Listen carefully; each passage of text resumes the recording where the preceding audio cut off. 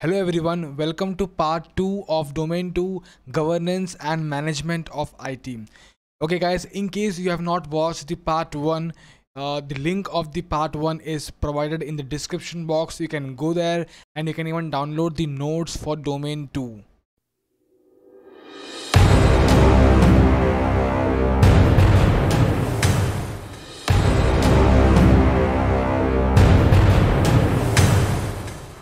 Okay guys, open your discussion notes and let's begin with part B, management of IT. Okay, so guys, till now what we have discussed what part A, governance of IT. And guys, you might be thinking that we have only discussed from management's point of view. When I discussed 2.1, 2.2, 2.3, 2.4, we have discussed from what management's point of view. Management is supposed to do this, management is supposed to do that, the board of directors, the governing body is supposed to do this, that, we have only discussed from management's point of view. But guys, you need to understand that here what is the auditor's role. What is exactly the auditor's role? See guys, I have taken this screenshot from the ISACA's website. Okay, when you apply for the certification, after you clear your CISA exams, when you apply for the certification, you are supposed to fill a form. And there you're supposed to mark in which domain you have got the experience and what you have got the experience. So in experience column for domain 2, governance and management of IT, what they have mentioned, see, look at this. They say that you are supposed to evaluate what? Evaluate the IT strategy for alignment with the organization strategies, evaluate the effectiveness of IT governance structure, IT organizational structure, evaluate the organization's management of what? IT policies and IT practices. Evaluate the organization's IT policies and practices for compliance with what? Regulatory and legal requirements. So guys, whatever we have learned for management, whatever we have learned as a role or duties of management, the same thing the auditor is supposed to evaluate whether the management is doing their work properly or not, whether alignment is there properly or not, whether compliance of laws and regulations is happening properly or not, whether IT policies are being complied or not. Okay, so whatever, see guys, you can look at over here. See, whatever, just wait a second. So whatever are the duties of the management that is supposed to be evaluated and verified by your IS auditor. Okay guys, so before beginning with the exact notes for part B, management of IT, although we have discussed about these things, but let's look at in the form of discussion notes. Okay, so guys, when you say audit or auditor, audit plays a significant role in successful implementation of EGIT. Why? Because auditor will gonna provide what? Recommendation, the best practices, the leading practices, the best practices, recommendation to whom? To the senior management for effective implementation of EGIT.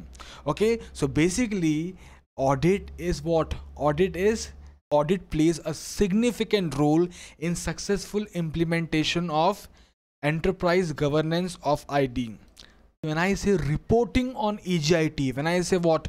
Reporting on EGIT, guys, we know that who is responsible for EGIT?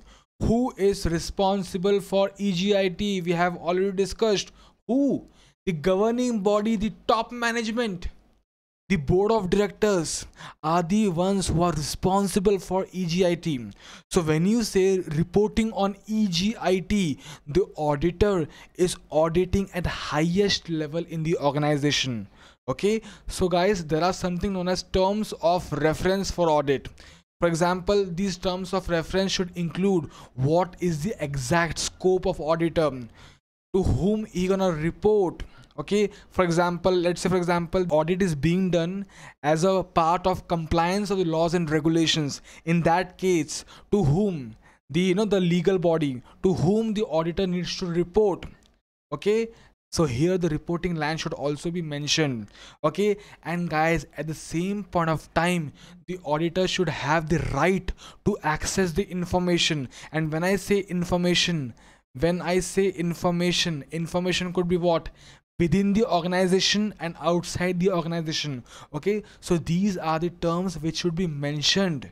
These are the terms which it should be mentioned: the scope, the reporting line, the right to access the information for the auditor. And guys, similarly in 2.2 we have discussed about COBIT. But when we discussed about COBIT, we were discussing from management's point of view.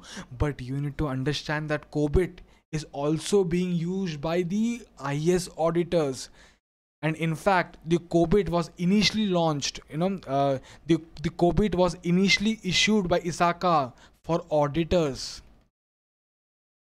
So guys, as you can see in the screen, the COBIT was initially issued in the year 1996 by ISACA for auditors. It was initially issued specially for auditors. And later on, the management were introduced in COBIT 2 and COBIT 3. And in COBIT 4, IT governance, and COBIT 5, governance of enterprise IT, EGIT. Guys, if you have watched my earlier lecture part 1 properly, you will easily be able to distinguish between all the terms, each and every terms. You will be easily be able to distinguish what is governance of enterprise IT governance, management, audit. Okay, so guys, when we say COBIT is not only from management's point of view, but it is also being used by the auditors. What are we discussing? See guys, whatever the management is supposed to do, the auditor needs to evaluate or verify whether the management is doing the things which they are supposed to do. Whether the management is doing the things which they are supposed to do. Okay, and guys, even in case of policy or 2.3, the auditors needs to check or verify or evaluate whether the management is doing proper review, periodical review of the policy or not, whether the policy is being approved by the proper authority or not, whether the policy is being implemented properly or not, whether the training is given for the policy or not. So we have not discussed something new. We have only discussed something which we already discussed in part 1. Okay, so guys, let's begin with part B, that is management of IT. Okay, now guys, when you say part A was governance of IT. When I said governance of IT, governance means to steer, to control. When we discussed EGIT, we were discussing about controlling. When we discussed COBIT, we were discussing about controlling. When we discussed standards, policies, procedures, guidelines, we were discussing about controlling. When we discussed organizational structure, we were discussing about controlling. When we discussed enterprise architecture, we were discussing about controlling. Okay, so in part A, we discussed about governance of IT, to steer, to control things.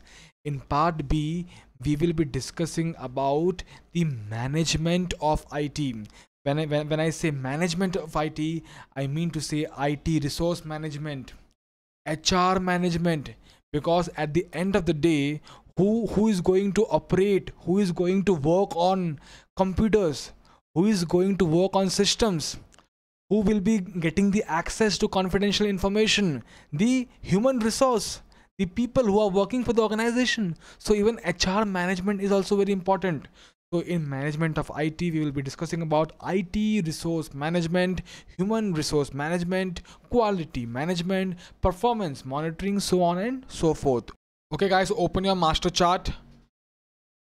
Part B, management of IT. We are starting with 2.9, IT resource management. Resources are limited, including people, money, to achieve goals of businesses. We all know that all the resources, whether it is IT resource, human resource, money, each and everything is limited. So therefore there has to be what? Optimum utilization of resources. There has to be optimum utilization of resources. Okay, and now we'll be talking about HR management, as we have already discussed that human resource. They are the ones who are going to operate the systems. Okay, so it's very important to manage the human resource. When I say HR management, we'll be talking about the recruitment, selection, training, performance measuring, succession planning. Okay, each and everything we are going to discuss. Because when your quality of staff is good, when your quality of staff is good, your performance and return will also increase. When the quality of staff, when the quality of human resource is good, the performance and the return from those human resource will also be good. During hiring, proper background checks are needed to check any criminal records. During hiring, proper background checks. You know guys, if your concepts are not clear now, you'll be surprised to see that why are we discussing about criminal records in CISA exams. If your concepts are not clear, you'll be surprised at why are we discussing, because there is one question on this topic also. The thing is that you cannot hire anyone as a human resource, because these are the people who will be getting access to your confidential information, to your systems. Let's say for example they have any criminal background. For example, a person was a black hat hacker, he had a criminal record. You will never hire those sort of persons. Okay, so during hiring, see, we have discussed no quality of staff should be good. So during hiring, proper background checks are needed to check any criminal records, qualifications, any financial issues, because lots and lots of crime happens when they have financial issues. They might be having financial problems. A person commits crime when a person has financial issues, because at that time they can do anything for money. Okay, so now you're able to connect the concepts. If, see, for example, let's say for example, if your concepts are not clear, you'll be surprised to see all these things. So why are we discussing about financial issues? Okay, because if they have financial issues, there is a probability, there is a chance that they can what? Commit crimes. Okay, so next thing is non-disclosure agreements. So again, during your hiring process, you will also be signing the non-disclosure agreements, so that the employees, they have to sign that they will not disclose any confidential information to their friends and family whatsoever. Okay, then there is something known as bonding agreement for protection against losses due to theft, carelessness, or even job tenure. So first of all, bonding agreement is illegal in most of the countries. But the thing is that you cannot fix a tenure. You cannot say that okay, you are supposed to work from the organization for 3 years. You will have to sign a bond that you will not leave my organization for 3 years. You cannot do such type of agreements.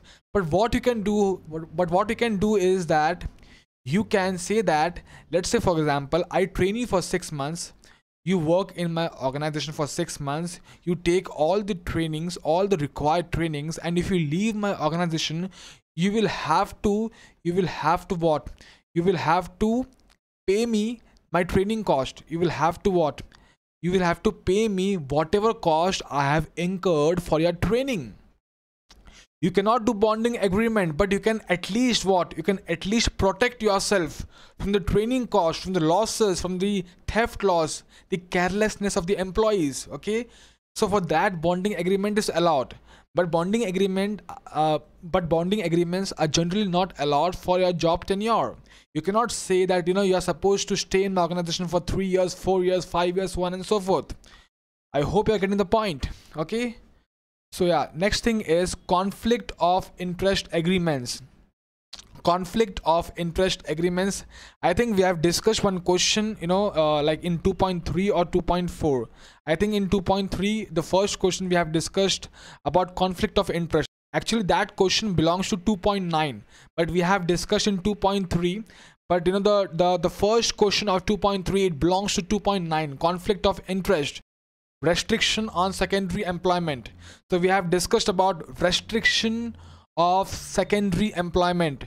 The 2.3, the first question of 2.3, it actually belongs to 2.9. We have already discussed about this conflict of interest agreement. What we have discussed is that there is a restriction on secondary employment. If if an employee is working in my organization simultaneously, if an employee is working in my organization simultaneously, I do not want the same employee to work in some other organization, my competitor's organization. If you are working in my organization, I do not want you to work in my competitor's organization simultaneously. Why? Because then there can be conflict of interest which would be arising. You are working for me also, you are working for them also. So there can be what? Exchange of confidential information. There can be leakage of confidential information. So I don't want such conflict of interest.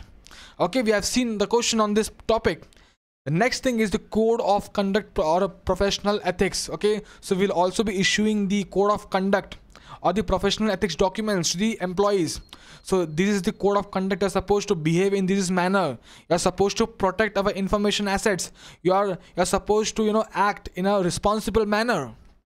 Okay, and the next thing is non-compete agreements are signed by some people. Again, the same thing, non-compete agreements.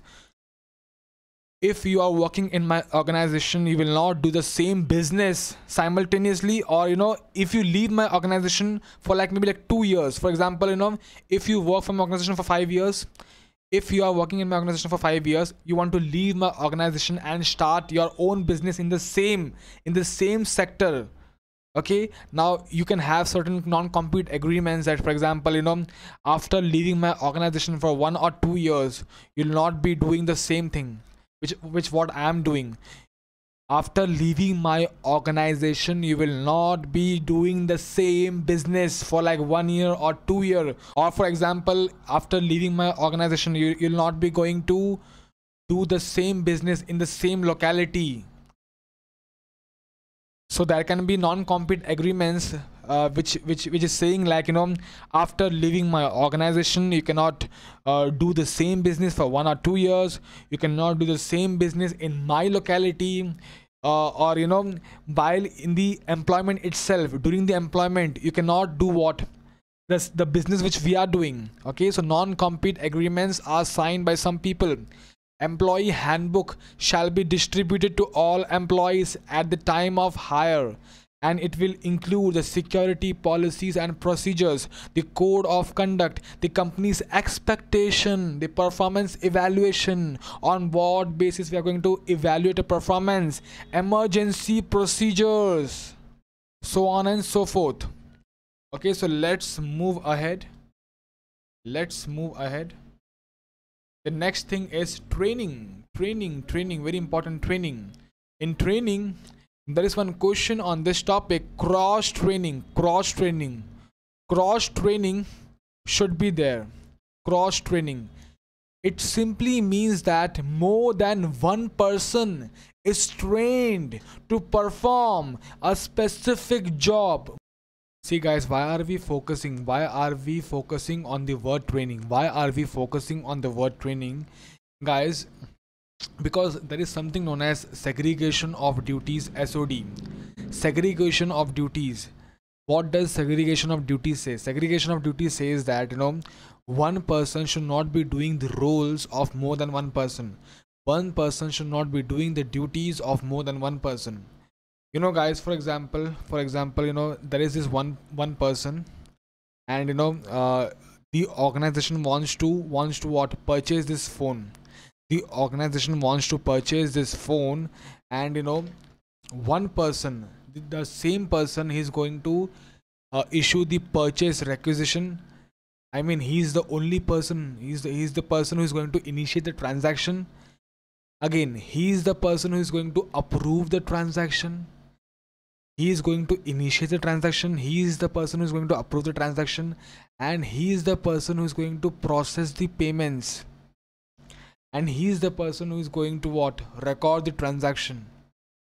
In this case, if you see the whole transaction, what is happening over here is the same person is doing the what? Issuing the purchase requisition, approving the transaction, making the payment, recording. Okay, basically he is doing role of more than one person.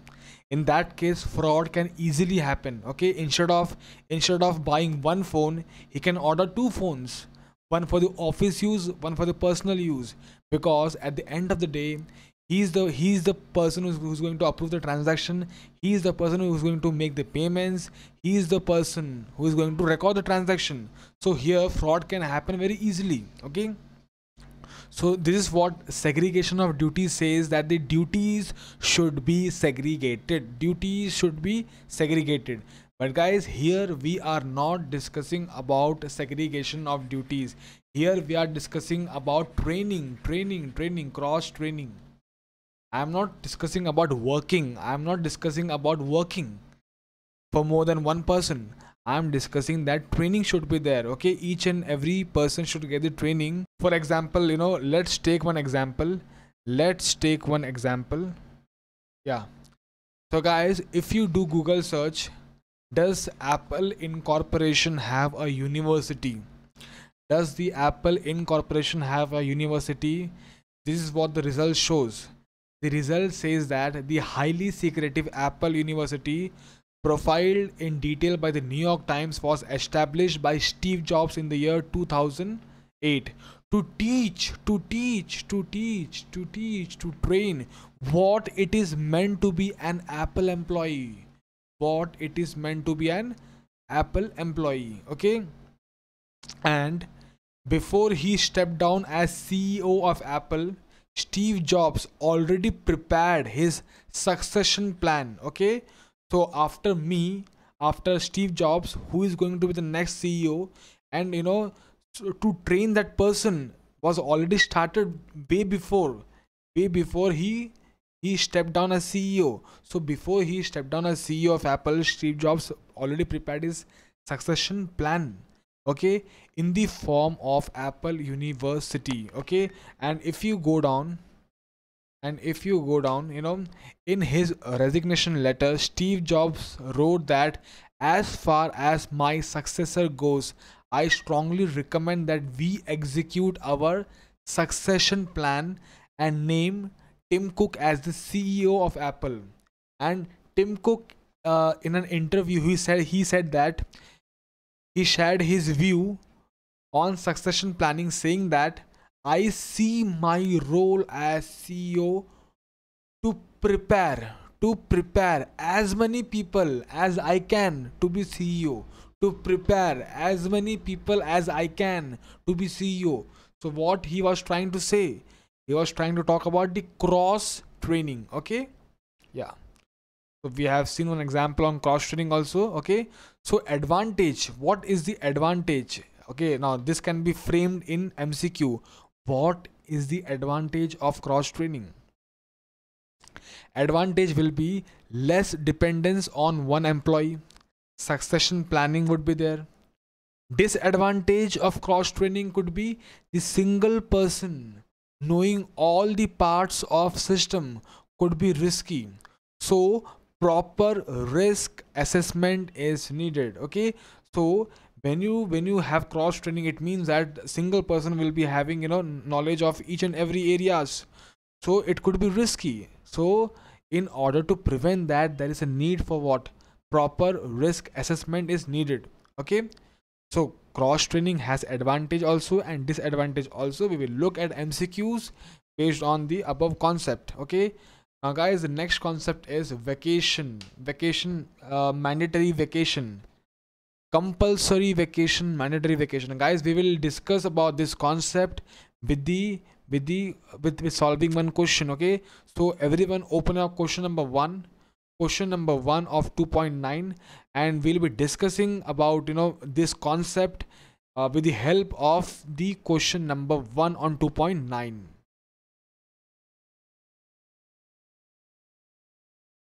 Okay, so let's look at question number 1 of 2.9. Question number 1. Mr. Sam, an IS auditor, was reviewing HR policy. Mr. Sam, an IS auditor, is reviewing what? HR policy. There was no mention of mandatory vacation policy. What? Mandatory vacation policy. Some people are not believing it right now. Mandatory, and that too vacation. Yes. So a lot of companies have this policy of giving compulsory vacation to their employees. The reason is, first of all, compulsory vacation policy is given for a particular set of employees. Only particular set of employees are given a holiday, not all the employees. Particular set of employees are given holiday. The reason is to have a temporary rotation of job. Temporary rotation of job, so that there could be cross verification of each other's work, and the company can identify frauds or irregularities if there is any. Okay, we want, if an employee has committed any fraud, we want those set of people to be not present at that organization during that point of time. We do not want those person to be present in the organization at that point of time, and that is the reason we are giving compulsory vacation. Okay, temporary vacation, so that there could be rotation of job, there could be cross verification of each other's work, and so that we can identify frauds if any. Okay, so let's come back to the question. There was no mention of mandatory vacation policy. Compulsory vacation policy for employees is done for. Point number A, improve the productivity of the employee. Now, point number A is trying to tell you that if you give holiday, the employees will get happy, and their happiness will be shown in their work, and their productivity or output will increase. Guys, first of all, compulsory vacation will not guarantee increment of productivity, increase of productivity. It will not guarantee that. Okay, rather it could have a reverse effect. Okay, it could have a reverse effect. The employees can become more lazy. So point number A is definitely not the correct answer. Point number C, provide training to other staff. See, you can provide training even without what? Giving vacation. Why will you give vacation if you want to provide training? See, our main intention in the question is to what? Is the mandatory vacation. We are focusing on vacation holidays. Okay, so point number C will also be not the correct option. Point number D says that test the business continuity. Again, point number D is not the correct option. Whenever the question comes on mandatory vacation policy, compulsory vacation policy, the answer is to identify or to to look for the potential irregularities and frauds. Okay, so I hope you have seen the explanation on the term mandatory vacation. Mandatory vacation or compulsory vacation is done for the purpose that someone other than the assigned employee will do the job. There will be a massive reduction in any opportunity to commit fraud. We want the culprit not to be present in the organization at that time. Okay, however, if there is any collusion between employees, it won't work. So again, this can be framed in MCQ that mandatory vacation will not work. In which case, the answer is collusion between employees. What is collusion between employees? Let's say, for example, the fraud is being committed by not one person but a group of persons. A group of employees, together are doing fraud. In that case, it will be very difficult, because when you say mandatory vacation, our purpose is to do what? Job rotation for temporary period. Okay, but if the other person who is coming in place of the person who has done fraud, and if that person, the new person who is coming in that job, is his friend, and the fraud is being done not by one person but lots and lots of employees, lots and lots of people are doing fraud together, in that case mandatory vacation won't work. Okay, now next thing is job rotation will be an additional control. Job rotation will be an additional control for reducing any fraud, and it also it guards against the risk of over dependence on the part of specific employee. Okay, now guys, just wait a second. So till now what we have learned, yeah, we have seen, the first thing which we have seen is cross training. And then guys, there is something known as job rotation. If you see, there is a difference between cross training and job rotation. Guys, why I am discussing, because this is very simple, but still a lot of people can commit mistakes in these simple areas. You won't be able to distinguish between cross training and job rotation. Cross training is done for what? Cross training over dependence, not to get over dependence on a single employee. And job rotation, the main intention is what? To reduce the fraud, if any. Okay, to prevent fraud, to prevent happening of fraud. Okay, and again, job rotation's main intention is also what? Over dependence.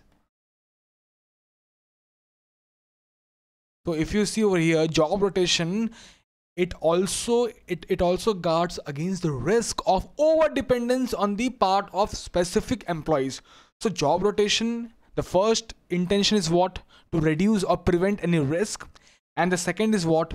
Over dependence on the part of specific employees. So if the MCQ comes, job rotation is being done for which of the following purpose? Point number A, reduce the fraud or prevent the fraud. Point number B, over dependence, to prevent against the risk of over dependence on part of specific employees. So here the answer would be point number A, because the main intention of job rotation is to prevent happening of risk. Okay, the second is the second point is what? To prevent over dependence. But when you talk about cross training, the cross training's main intention is what? To prevent what? Over dependence. Okay, so we have discussion over here. Advantage will be less dependence on one employee and succession planning. Okay, and disadvantage could be what? That single person knowing all parts of the system could be risky. So proper risk assessment is needed. Okay, so one thing we have learned, cross training. Second thing we have learned, job rotation. Third thing is what? We have learned about mandatory vacation. Mandatory vacation or compulsory vacation is done again to what? To prevent irregularities, to prevent fraud. Okay, so mandatory vacation, cross training, job rotation, and something we have learned something known as segregation of duties. Segregation of duties. Now if you compare segregation of duties and job rotation, again you can get confused, because segregation of duties say that the duties should be separated. Okay, but job rotation, again people can get confused between these two terms. See, job rotation is what, and what is segregation of duties? Segregation of duties says that at a particular point of time, one person should get the role of one individual, or one person should get the duties of one individual. Okay, not more than one individual. It is saying segregation of duties. All the duties should be segregated, and job rotation is saying that the jobs should be interchanged at a regular period of time. So if one person is doing one job, his job should be shifted to some other job. Okay, so that is job rotation. But segregation of duties is at a single point of time, one person should not get what? Should not be getting the duties of more than one person. Okay, so I hope you are able to distinguish between these four terms. Okay, so let's proceed ahead. Okay, next thing is termination policy. What is termination policy? Termination policy will have two things. The first thing is the circumstances in which you can remove an employee. The circumstances in which you can remove the employee. And the second thing is, once you remove the employee, what are the things which you are supposed to take care of? Once you remove the employee, what are the things which you are supposed to take care of? For example, taking back the logical access, taking back the physical access. Okay, so it will have two things. Okay, so what does it say? First of all, there has to be a written termination policy. Okay, it is very important. Okay, because the thing is that if you remove an employee, it is very much important. First of all, you must have a policy that says that the circumstances in which that employee is removed. Otherwise, that employee can ask or demand for the reason because of which he has been removed. Okay, so in order to avoid the dispute, any dispute, it is very essential to have a written termination policy. Okay, and not only that, but also the most important thing, as far as your CISA exams are concerned, the most I'm sorry, as far as your CISA exams are concerned, the most important thing is what? The most important thing is that you are supposed to take back the logical access and physical access from that employee. Because if he's removed from your organization, and if you have not taken back the logical access, or maybe like the physical files and documents which he's having, the physical access, if you have not taken back, there can be misuse of the information, there can be leakage of confidential information. So as far as your CISA exams are concerned, the most important thing to take back all the logical physical access, the steps which all the staff members needs to take once an employee is removed. Okay, we will look at it. Okay, so first of all, there has to be a written termination policy. Whenever any employee is terminated, appropriate alert notification should be sent to staff and security personnel, so that all the required staff, required staff must know that the employee is removed. Okay, the employee is removed, or the employee has left the organization, removed either voluntarily or involuntarily, anyhow it could be. But the thing is that alert notification is very much important. Okay, and it should be sent to the required staff and security personnel.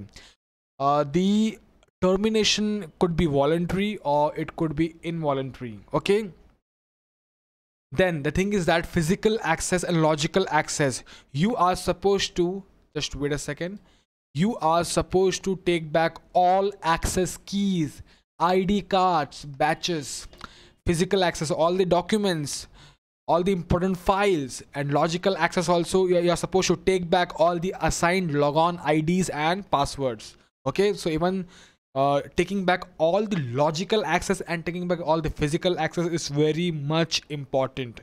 Okay, so let's discuss the question. I think we have already discussed it in 2.3. so while discussing 2.3, we have already seen, but still look at the question once again. Okay, just wait a second. Okay, yeah. So question number 4, which of the following is a first step for the auditor having observed that IT policy are not approved by management? Policy, first of all, it should be approved also. I think we have not discussed over here, but the thing is that when we say written termination policy, also one of the thing which is most important is that the policy should be approved. Okay, again, approval of policy is also very important, because if the policy is not approved, it means that, it literally means that the policy is not existing.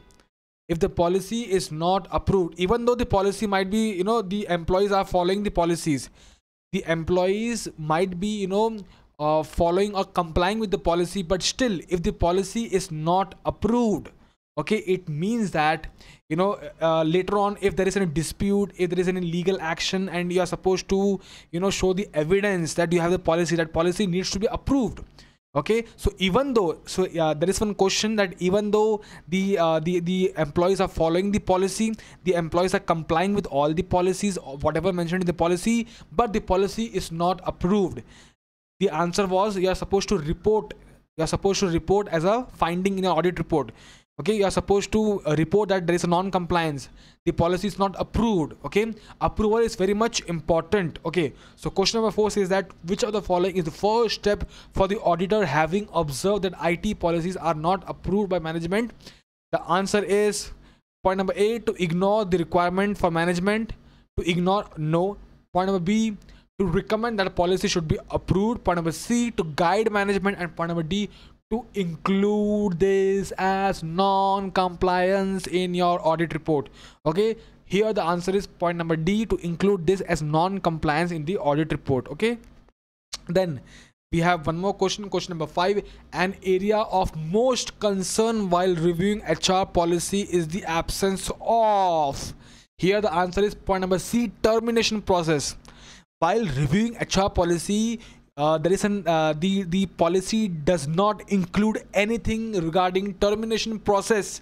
It's a most important concern. Okay, we have already discussed about it, and I think rest of the question we have covered. Okay, yeah. So yes, the next point is the employee should also be removed from active payroll files. Again, I will like to share one of my experiences. I was working in one of my firm, and it was a accountancy firm, and I left that firm, and there were two Adityas. My name is Aaditya, and there were two Adityas in our firm.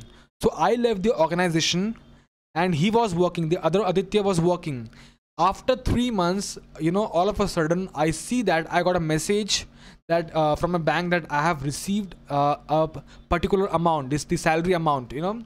So I was shocked. First of all, I was like, from where I got the credit? And then I realized that it is my salary amount, and by mistake the employer, by mistake, he didn't remove me from the active payroll files.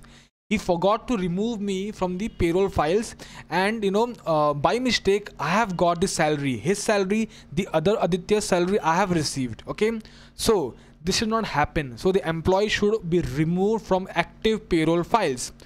Termination interview could be taken to gather what employee thinks about the management. You might want to know the reason why he's leaving the organization. There could be things which he's not happy with the management. Okay, so termination interview could also be taken to gather what employees think about the management. The next thing is also applicable in case employees transfer to different department. Okay, when I say termination not only from the organization, but termination also from the department. Let's say, for example, the employee is shifted. The employee is shifting from one department to the other department. Again, the same steps is needed to follow. You are supposed to take back the logical access of that department, the physical access. You are supposed to inform by notification to that particular department that this employee from this department is leaving the organization, or maybe like he's not leaving, he's being shifted to some other department. Okay, so the termination process is also applicable in case the employee is transferred to different department. And then next thing is organizational change management. Change means any new change or new project when it is introduced. Okay, how it is supposed to manage, how the organization is supposed to manage. Once the top management's approval and support is taken to move forward with the changes, the new changes or projects. Okay, first of all, top management's approval and support is important, and once you have received the top management's approval and support, the IT department can start giving its full support to functional areas, the functional areas for successful implementation of that change or that new project. Okay, proper training, involvement, feedback could be given. Okay, so I think we have finished with 2.9. Okay, let's look at the questions on 2.9. Question number 1 we have already seen. Question number 2, the board of directors of Element Incorporation is worried about risk of too much dependency on key individuals.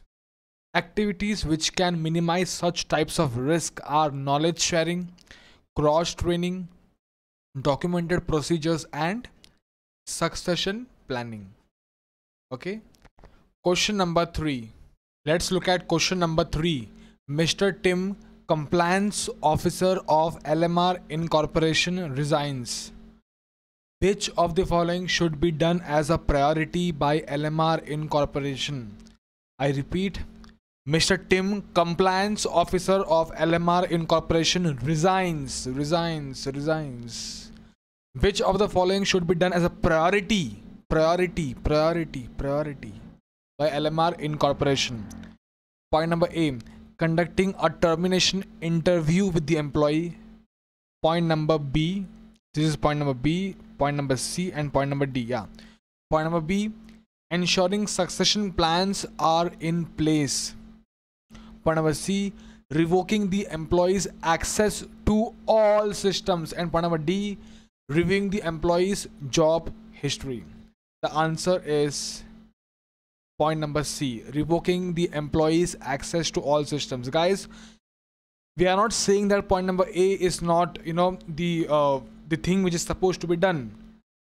We are not saying that point number B is not the thing which is supposed to be done. Point number A, point number B is also important, but the priority, the most important thing is to what? Is to take back all the logical as well as the physical access. Okay, so revoking the employees' access to all systems is the thing which is in most priority. Let's move on to next question. Question number 4. Mango Incorporation has a good practice of job rotation. The primary objective of job rotation is which of the following? Again, a very easy answer because we have already discussed in the master chart. The correct answer is job rotation is done to detect improper or illegal employee acts. Okay, to detect or to prevent. Okay, let's move on to the next question. Question number 5. Although OP Incorporation practices cross training, it is worried if it has any risk. Which of the following is the biggest risk in cross training? Point number A, dependence on single system, a single person. Point number B, inadequate succession planning. Point number C, all parts of a system being known to one person. And point number D, disruption to operations. Again, we have already discussed while discussing the master chart. The correct answer is point number C, all parts of system being known to one person. Okay guys, these questions have direct answers because we have already discussed while discussing our master chart. Cross training has advantage as well as disadvantage. The disadvantage is what? The risk is what?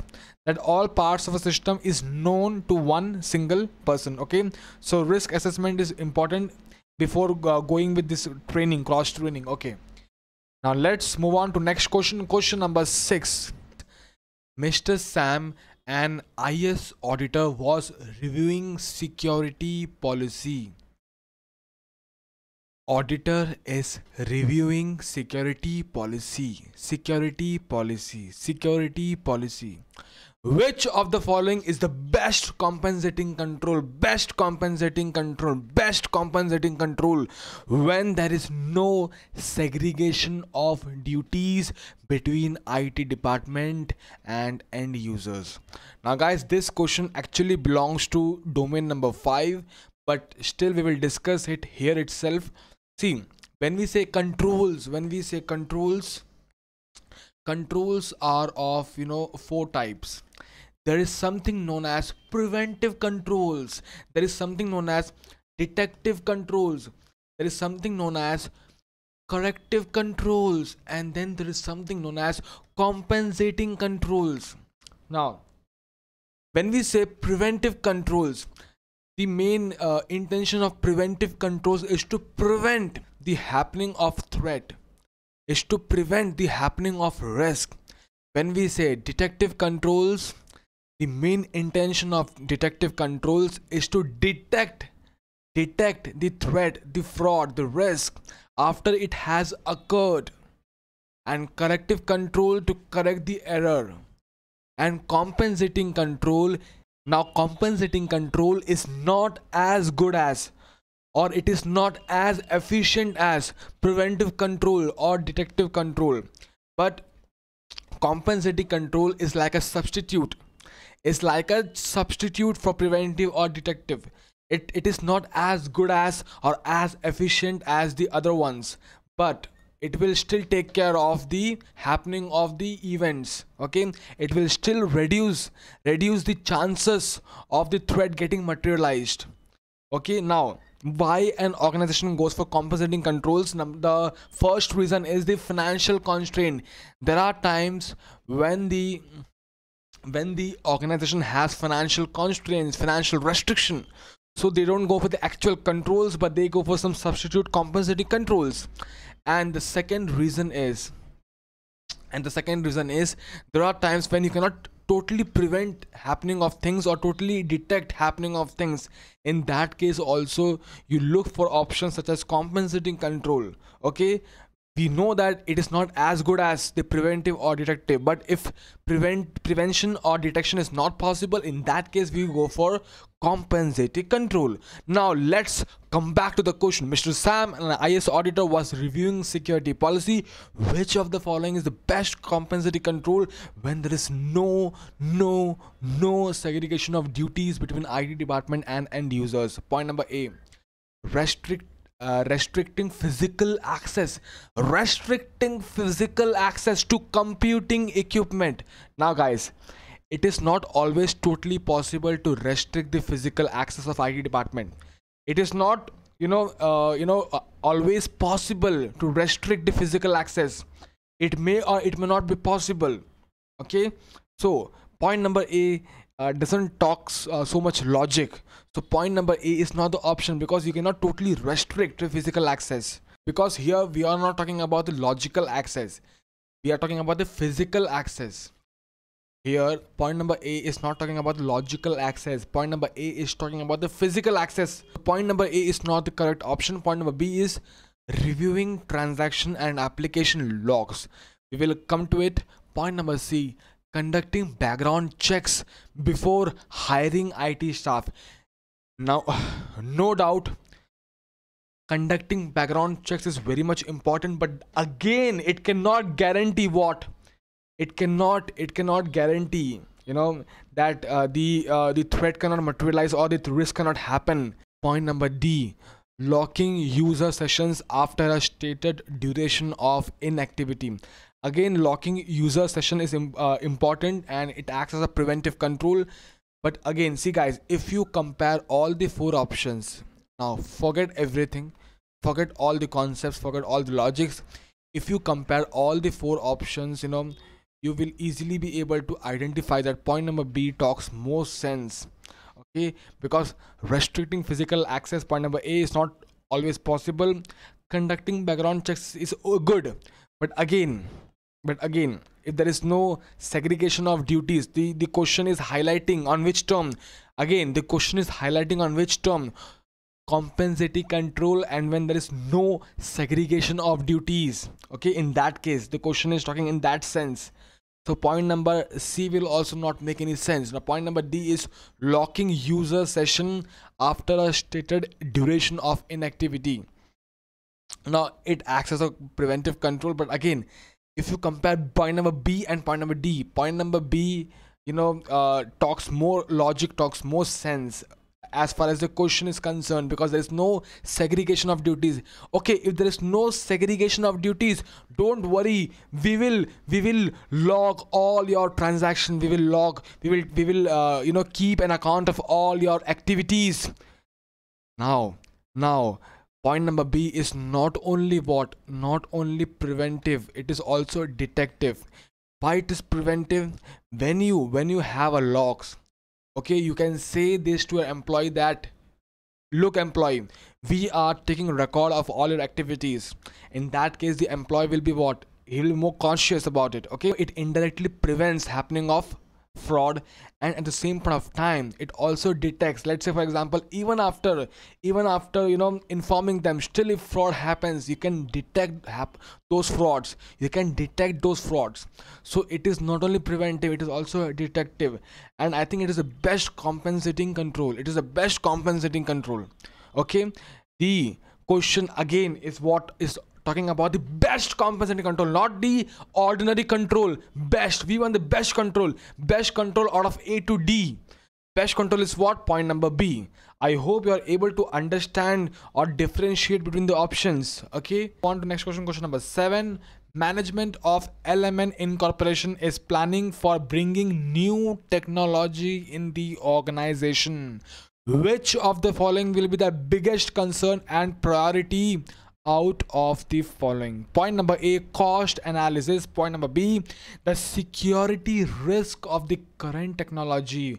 Point number C, compatibility with the existing systems. And point number D is a risk analysis. The answer is risk analysis. Risk analysis will take care of cost analysis.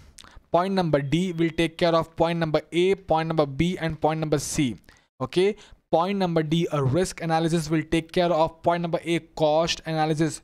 Point number D will also take care of point number B, the security risk of the current technology, as well as the the proposed technology. Point number D will also take care of point number C, compatibility with existing systems. So point number D will take care of A, B, and C. So the correct option is point number D. Let's move on to next question. Which of the following is the best way for MXN Incorporation to check integrity of new staff? Point number A, conducting background verification. Point number B, analyzing their family background. Point number C, analyzing prior experience. And point number D, reviewing the qualifications listed on a resume. Now guys, point number C and point number D is important, but it will not tell you the integrity of the new staff. Point number C and point number D, the experience and the qualifications is important, but it will not tell you about the integrity of the new staff. Okay, so people will get confused between point number A and point number B, conducting background verification, and point number B is analyzing their family background. See, family background is just one point. Okay, background verification, when we say conducting background verification, it will not only include family background, but it will also include the new staff's criminal check, criminal background, criminal history, any financial issues, any financial problems, because most of the times, we have already discussed about it, most of the times crime happens because of financial issues. The staff has some sort of financial issues, financial problems, and because of money they commit the crime. Okay, so point number B will be taken into consideration in point number A. So here the correct option is point number A. Let's move on to next question. Question number 9. Which of the following roles taken together should not be trusted to a single individual? So in 2.5 organizational structure, I have already told you that segregation of controls will be discussing in the later domains. Okay, so but still, I've taken this question and we will discuss it here itself, but again we will talk about it in depth in the later domains. Okay, question number 9. Which of the following roles taken together should not be trusted to a single individual? Point number A, network admin and quality assurance. Point number B, system admin and application developer. Point number C, security admin and end user. And point number D, system analyst and database administrator.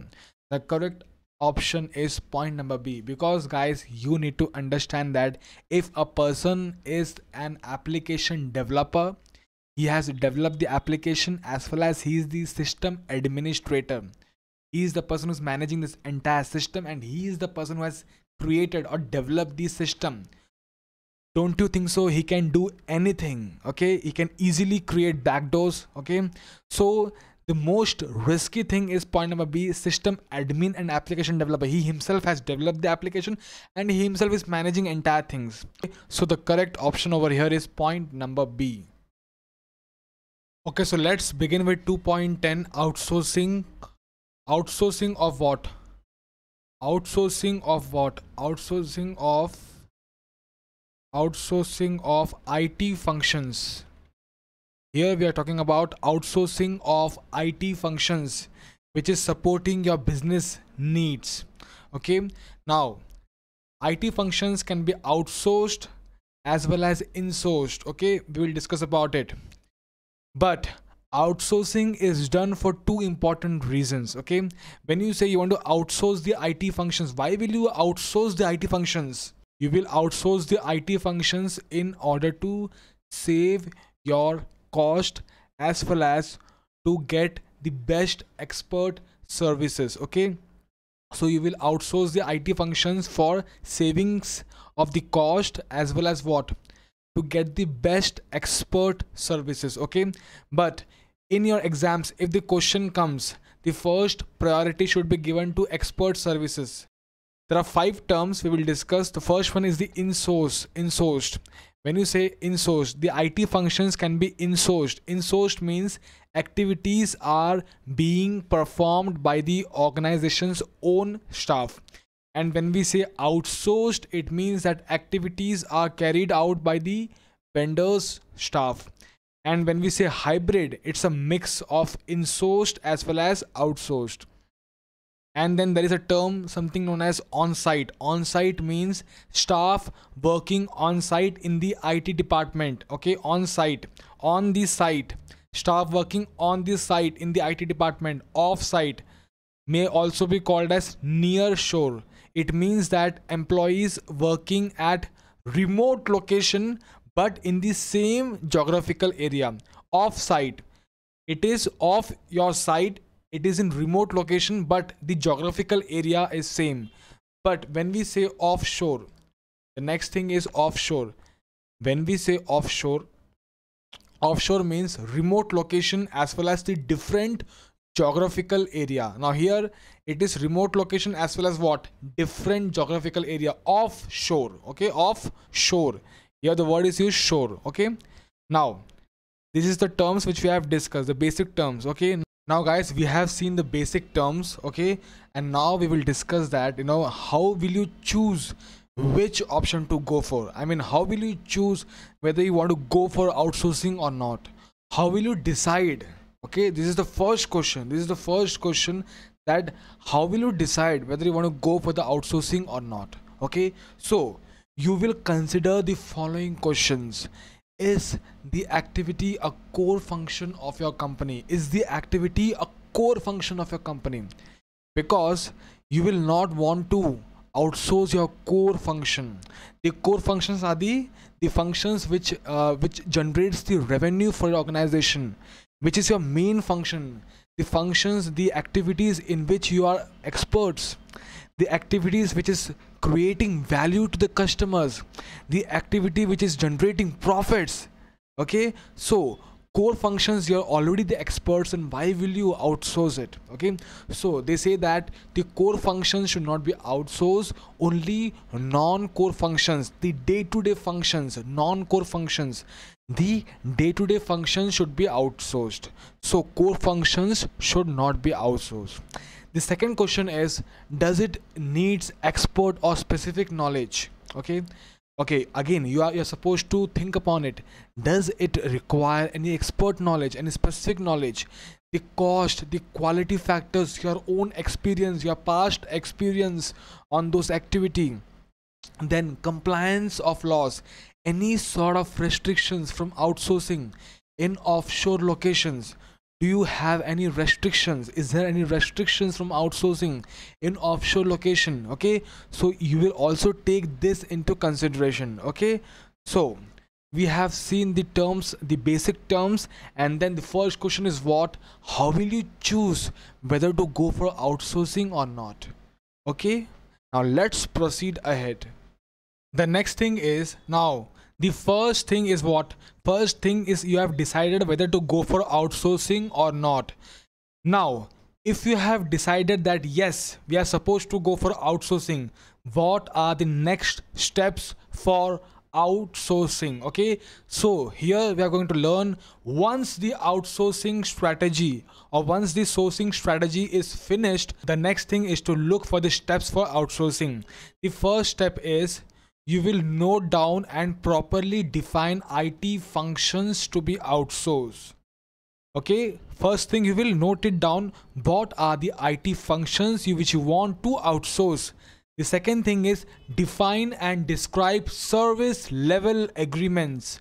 Second thing is, define and describe service level agreements. What level of service you expect from the vendor, what level of service you expect from them.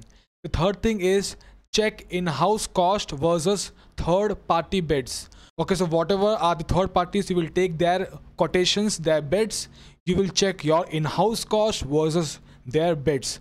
The fourth thing is check due diligence of service provider, like market credibility, financial stability. Okay, you will also check what the market credibility of the service provider. Okay, whether the service provider is financially stable or not, whether he will be able to give me that level of service or not. Okay, now fifth thing is confirm laws and regulatory requirements in respect of outsourcing of the activities. Okay, so you will also look for the laws and regulatory requirements. Okay, so what we have discussed till now in outsourcing in 2.10, what we have discussed till now, we have seen the terms insourced, outsourced, hybrid, on-site, off-site, offshore. Okay, then we have seen whether to go for the outsourcing or not. Okay, so what are the things, what are the factors which you will take into consideration while deciding whether you want to go for the outsourcing or not? And then afterwards we have seen, okay, now you have decided yes, we want to go for outsourcing. Then what are the steps for outsourcing? Okay, now next thing is what requirements to be considered for reducing the risk of outsourcing. How can you reduce the risk of outsourcing? Okay, so what are the requirements you will take into consideration for reducing the risk of outsourcing? The first one is proper service level agreement. Point number 2, escrow agreement. Point number 3, multiple suppliers should be there in order to lower what risk of dependence. Okay, next thing is periodical performance review. Then although the work is outsourced, still accountability remains with the management. Okay, now you cannot say that you have outsourced the function, so there is no accountability from your side. No, you have just outsourced the work, still accountability is with the management. Okay, next thing is the decision to whether or not go for outsourcing is a strategic decision. Again, MCQ can be formed based on this line. The decision to go to decide like whether to go for outsourcing or not is a strategic decision and not merely a procurement decision.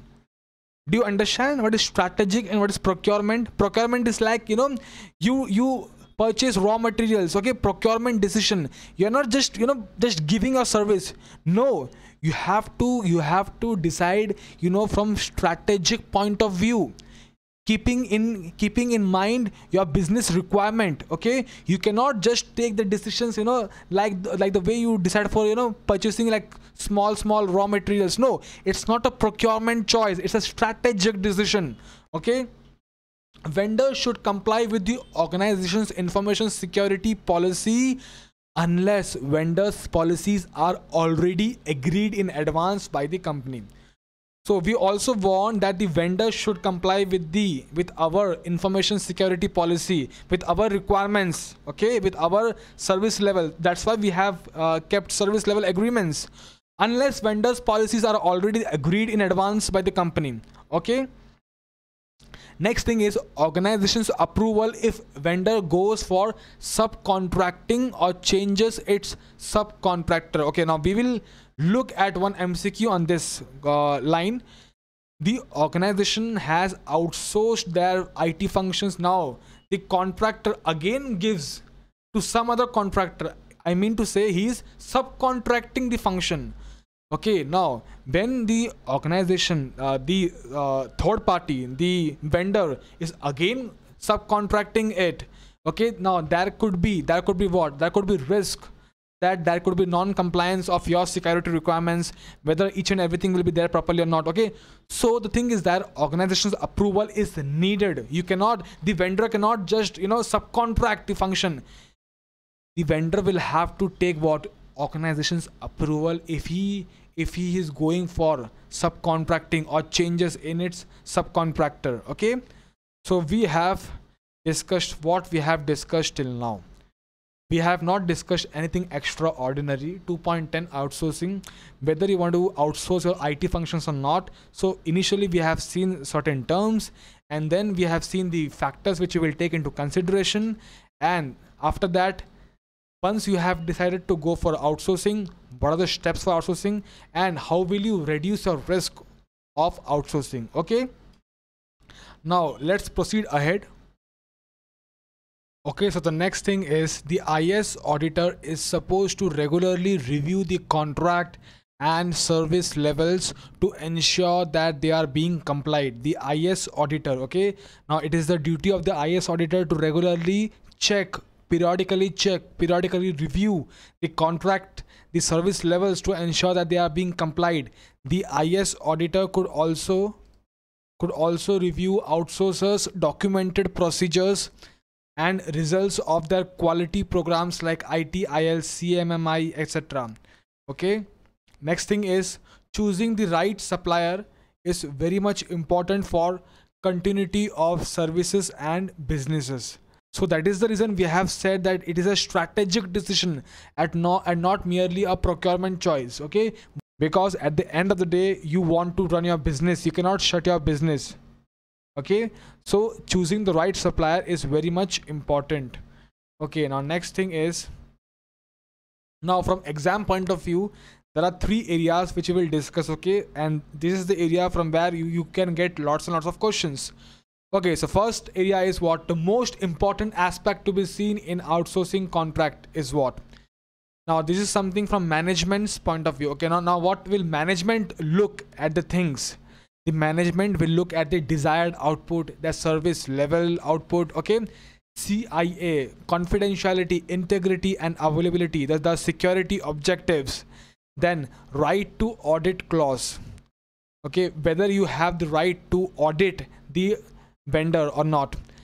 BCP and DRP, business continuity plan and disaster recovery plan. And last thing is intellectual property rights, whether the organization has the full right and full control over the data, over the ownership of the data or not. Okay, so we have outsourced the IT functions, but all the information, all the data, each and everything, we have the right. The organization has the full ownership. Okay, so we will also look for the intellectual property rights, role of IS auditors. Although we have already seen about these things in the earlier part where we have discussed that how can you reduce the risk of outsourcing. Okay, but still again we are discussing it from exam point of view. What are the things which are supposed to keep in your mind? What is the role of IS auditor? To review the contracts periodically, review the outcomes, periodical checks of processes and procedures, performance monitoring, basically any deviation from service levels, if any. Okay, so this is the role of IS auditor. And the third thing is when organization goes for offshore outsourcing is what? Outside the geographical location. Okay, outside the geographical location in which you are running your organization. When organization goes for offshore outsourcing, you are supposed to look at what? The first thing, in MCQ it can come point number A, point number B, point number C and point number D. The first thing which you will always look is for what? For compliance of laws. Okay, now this is something which we have discussed lot of times about compliance of laws and regulations, legal and regulatory issues. Okay, so when you are going for offshore outsourcing, whether it is allowed, okay, and what are the legal and regulatory requirements, because you are located in some other country, the vendor is located in some other country, so whether that vendor will comply with the laws and regulations of your economy or not. Okay, so this is also something which is supposed to take into consideration, and it is very much important. The first thing which you will look when organization goes for offshore outsourcing is compliance with the laws and regulations. The second thing is the CIA, again the security aspect, confidentiality, integrity and availability.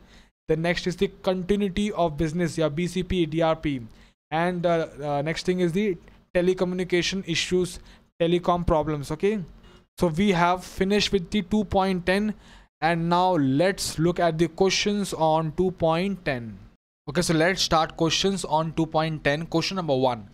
The management of Starmax Incorporation is looking for the ways to ensure that the third party service provider, the management of Starmax Incorporation, is looking for the ways to ensure what, that the third party service provider XYZ Incorporation complies with the security needs of the Starmax. Which of the following is the best way to ensure it? Which of the following will be the best way to ensure that the service provider XYZ Incorporation will comply with our security needs? Point number A, by obtaining a sign off from all the users of the service provider. No, definitely point number A will not be the correct option, because just by obtaining a sign off, it cannot be what? You cannot ensure it. Point number B, by including an indemnity clause. We will discuss about it. Point number C, by providing annual security awareness training for all users. Just by providing training, training is important, training is good, but we are looking for the best way to ensure it. Best way to ensure what? Security needs are fulfilled, are complied. Point number D is by easing the security requirements. Definitely no, you cannot reduce your security requirements. Okay, now here the correct option is point number B, by including an indemnity clause. What is indemnity clause? If Starmax Incorporation will incur any loss due to carelessness or negligence of what? Of Starmax, of XYZ Incorporation. If Starmax Incorporation incurs any loss due to carelessness or negligence of the third party service provider, the XYZ Incorporation, if because of them, if Starmax Incorporation will incur any loss, the third party service provider will have to compensate. The third party service provider will have to compensate Starmax Incorporation for all the losses which the Starmax has incurred. Okay, so this is what indemnity clause is all about. So if you include indemnity clause, the staff of XYZ Incorporation will become more cautious about their work. Okay, so here the correct option is point number B. Let's move on to next question. Question number 2. The management of Starmax Incorporation is looking for the ways to ensure that the third party service provider XYZ Incorporation complies with the security needs of Starmax. Which of the following is the best way to ensure it? Guys, the question remains same, the wordings of the question remain same, but here do not focus on the wordings of the question, focus on the intention of the question. Whenever you read any question of your CISA exam, always do not focus on the words, do not focus on the case, focus on the intention behind the question. And that is the reason I always put the answers below the question, because for me it's not important to identify the right answer. For me the important thing is to explain you the intention behind the question. Okay, so what does this question talk about? The question remains same.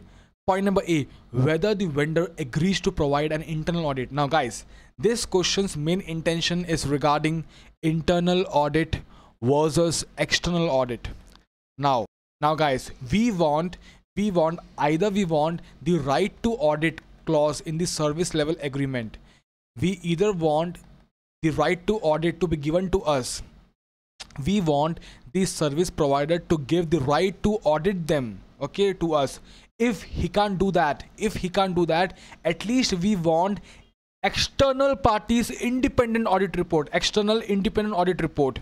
No doubt even internal auditors will have to comply with independence, okay, but the thing is that we still give more weightage to external audit than internal audit. No doubt even internal auditor has to comply with the independence, but still we always what? Prefer the external party, the third party independent audit report. External independent audit report will be given more weightage. Okay, so here also we are saying to XYZ Incorporation, the service provider, XYZ Incorporation, look, you either give us the right to audit yourself. Okay, so in the SLA, in the agreement, you either give us the right to audit you, or if you can't do that, you know, give us external independent audit report, external audit report. Okay, We want your audit to be done by external auditor, and we want that report. Okay, so here which is the best way to ensure? Point number A talks about internal, point number B also internal, point number C also nothing special. Point number D is whether the vendor agrees to provide an external independent audit report every year or not. Okay, so always look for the main intention behind the question. Okay, so let's move on to next question, question number 3. Again, the question remains same. The management of StarMax Incorporation is looking for the ways to ensure that the third party service provider XYZ Incorporation complies with the security needs of StarMax. Which of the following is the best way to ensure it? Point number A, provision for staff background checks. Point number B, provision for the right to audit. We have just learned that you either give us the right to audit or you yourself get the external audit done. So here also the correct option is point number B. Let's move on to next question, question number 4. The biggest concern for Mr. Sam, an IS auditor, when the organization has outsourced the IT function is which of the following? Point number A, the outsourcing of core activities. Yes, this is our main concern, because we have already discussed in the master chart that you are not supposed to outsource your core activities. These are the activities in which you are already expert, in which the major revenue would be earned. This is the activity which will give the value to all the stakeholders, the customers. So this activity, the core activity, it is a core activity. Core activity should we have full control of the organization. The core activity should not be outsourced, because you want to have the full control on the core activities. Only the non-core activities, the day-to-day functions, can be outsourced and not the core activities. So here the correct option is point number A. Let's move on to the next question, question number 5. What will be the most important factor to be taken for consideration by Messrs XYZ and Company and IS auditor while reviewing offshore outsourcing of IT function? Here the correct option is without even using your brain, anyone can answer, because of the word law. Because of the word laws. Compliance of laws and regulations is the most important thing. Okay, let's move on to next question, question number 6. What will be the most important factor to be taken for consideration again by the auditor while reviewing outsourcing of IT functions? Point number A, whether outsourcing has resulted in decrease of cost. Point number B, whether the service provided is as per the contract. Point number C, whether the training needs of the employees of service provider are identified. And point number D, whether the service provider submits invoices on a timely basis. The correct option is point number B. Whether the service provided is as per the contract, as per your agreement, as per your service level agreement, as per your contract. Whether you have received the outcome or not, whether you have received the outcome for which you have outsourced the IT functions. You have outsourced the IT function to get the what? To get the outcome, to get your output, to get your desired output. Okay, so whether this service is actually provided as per the contract or not. Let's move on to next question, question number 7. An IS auditor of XYZ Incorporation was reviewing the outsourcing contract. Which of the following could be the biggest risk when the third party vendor further gives for what? Subcontracting. Question is on subcontracting. Now you have outsourced the function to the contractor. Okay, you have outsourced the function to the contractor, the third party service provider, and the third party service provider is again subcontracting to fourth party. The third party is again subcontracting to fourth party. Okay, now is it allowed? Yes, it is allowed, but you will have to take prior permission of the organization. Because it incorporates a lot of risk. What is the biggest risk? The biggest risk is what? The protection of information could be compromised. The fourth party may or may not comply with our policies, with our laws. Okay, so whenever you are giving for subcontracting, the biggest concern would be the requirement of to protect the information could be compromised. Okay, now let's move on to next question, guys. I'm going very fast, but I hope you're able to identify the right option. Okay, so let's move on to next question, question number 8. Let's look at the next question, question number 8. IS auditor of XYZ Incorporation was reviewing the outsourcing contract. The biggest concern for an IS auditor is the absence of which of the following things? Point number A, software configuration requirements. Point number B, access control requirements. C, intellectual property ownership. And point number D, the system development methodology. Now, here people will get confused between point number B and point number C. Okay, point number A and point number D, I hope everyone could cancel these points. Most of the people will get confused between point number B and point number C. Okay, now guys, ownership is more important than security. Okay, the first thing which you will look is the ownership or the rights. Do you have the full rights on the the asset, the information, each and everything? Guys, let me give you an example. Guys, I have my own app, CISA-This-Much. There is an app, CISA-This-Much. It is available in for both the Android as well as the iOS users. For both it is available. Now guys, when I took the service of this service provider, the first thing in the agreement I checked was whether they have any access to my data, whether can they modify my data, the ownership, the right, the each and every ownership of the data will remain with whom. This was the first thing which I checked in the agreement, and later on I checked for the encryption, the security aspect.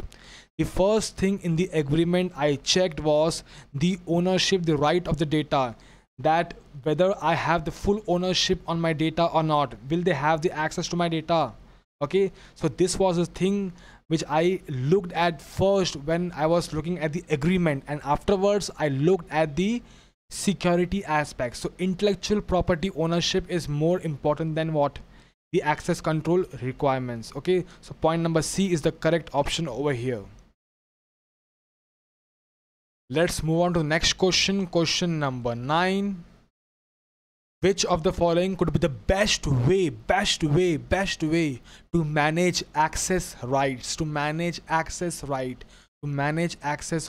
Now the third party service provider could need the internal access, but which of the following is the best way to manage the third party service provider's access?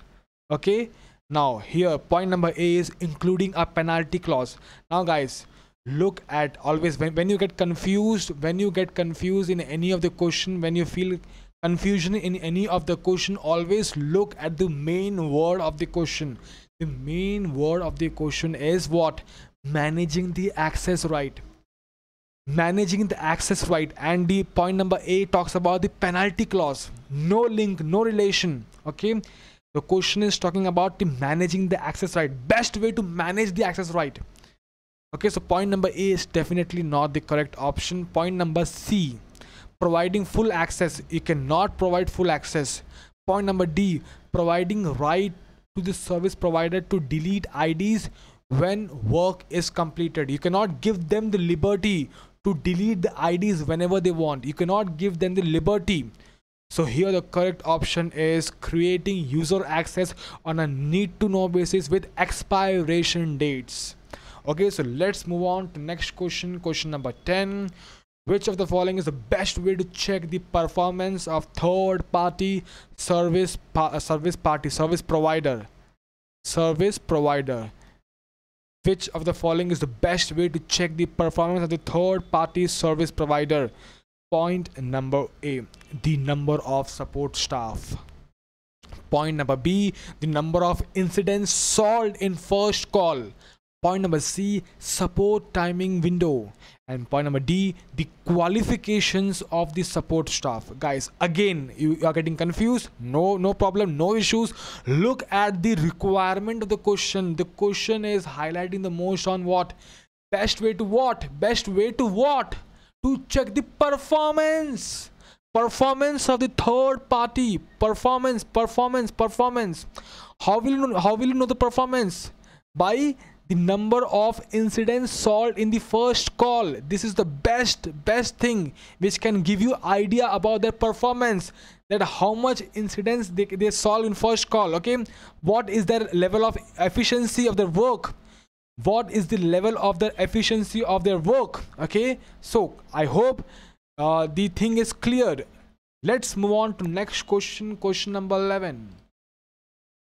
Which of the following thing cannot be outsourced? Which of the following thing cannot be outsourced? Cannot be outsourced by the XYZ incorporation? Answer is point number A. Accountability. IT security policy accountability can never be outsourced. You can just outsource your work. You cannot outsource the accountability. You cannot outsource the ultimate responsibility. Okay, lot of times we are seeing these sort of questions. Okay, I hope you're able to solve these sort of questions. Let's move on to next question. Question number 12.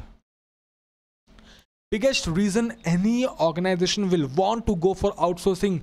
Biggest reason any organization will want to go for outsourcing. Point number A, we have already discussed about in the master chart. There are 2 points: expert services and savings in cost. But first priority should be given to get the expert services. So here the correct answer is reliance can be placed on the expertise of the outsourcing vendors. Okay, let's move on to last question. Question number 13. The biggest concern for Mr. Tom, an IS audit manager of now cut this word biggest concern and write the best recommendation by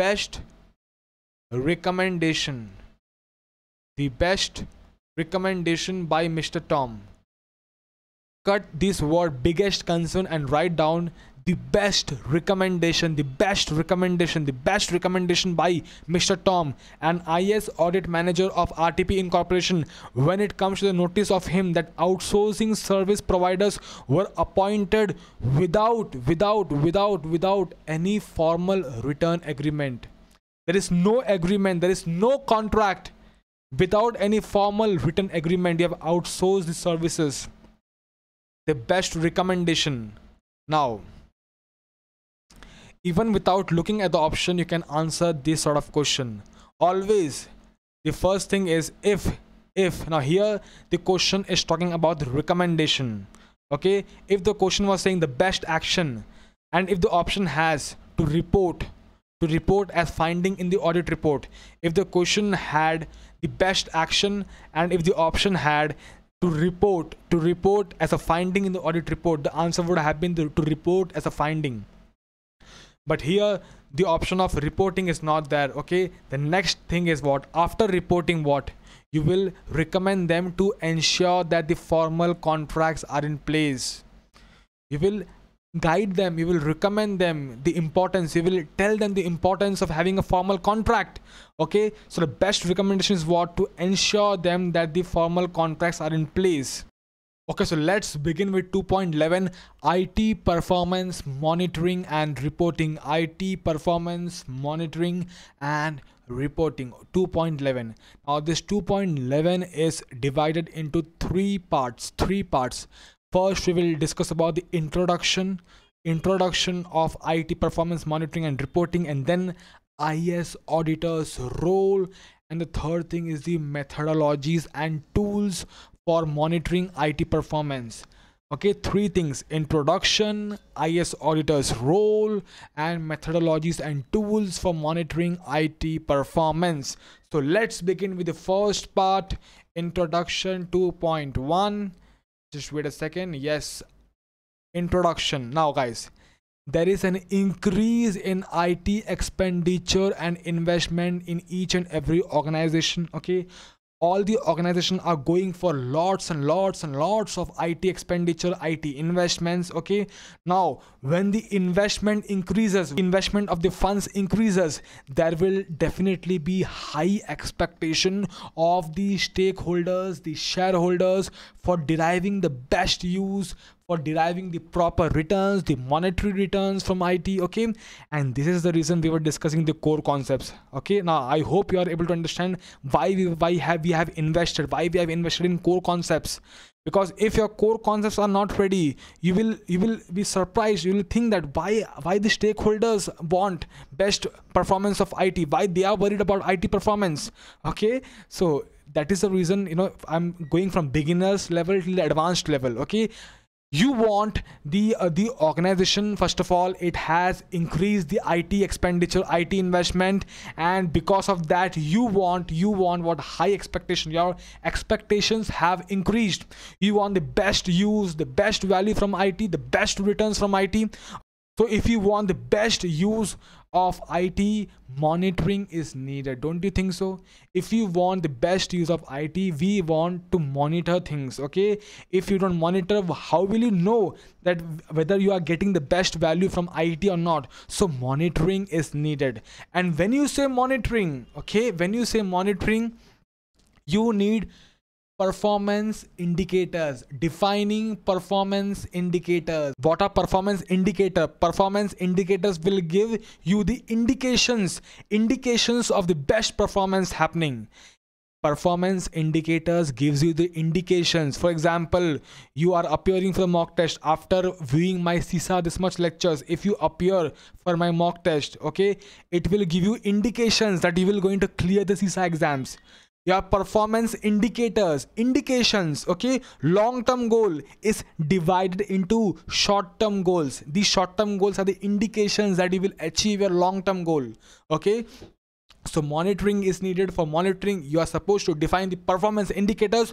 Not only define, also check it, also review it from time to time, and after that prompt action is required for any deviation, for any error. Okay, prompt action is required. Okay, so till now what we have discussed that your IT expenditure is increasing. Because of increase in IT expenditure, your expectations of stakeholders also increased, and if expectations also increased, monitoring is needed whether actually we are deriving the benefit or not.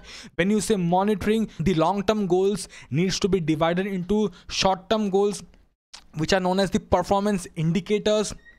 You are supposed to define the performance indicators. You are supposed to check it, review it regularly, and prompt action is required if any deviation or error occurs. Okay, now how will you develop performance metrics? How will you develop performance metrics? Three steps.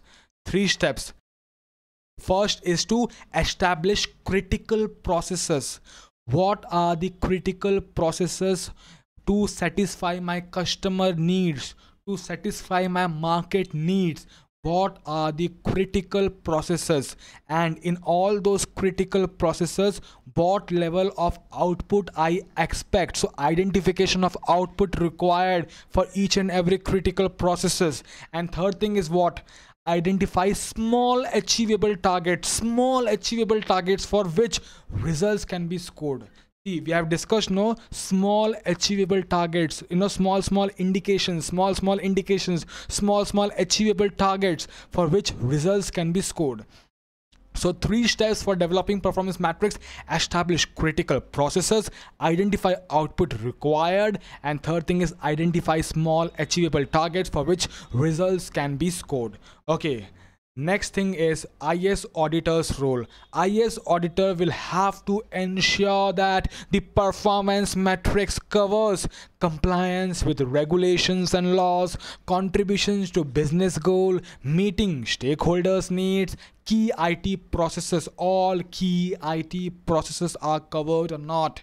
IS auditor will also ensure that the goals are set from top to down. Again, now here, Goals should be set from top to down, from the corporate level goals to lower level goals. Goals should be set from top to down, okay? But metrics, the indications, each and every indication should be established from bottom up, okay? Indicators should be established, the metrics, the performance metrics should be established from bottom up, but goals should be set from top down, okay? This can be asked in MCQ. Goals top down and metrics bottom up.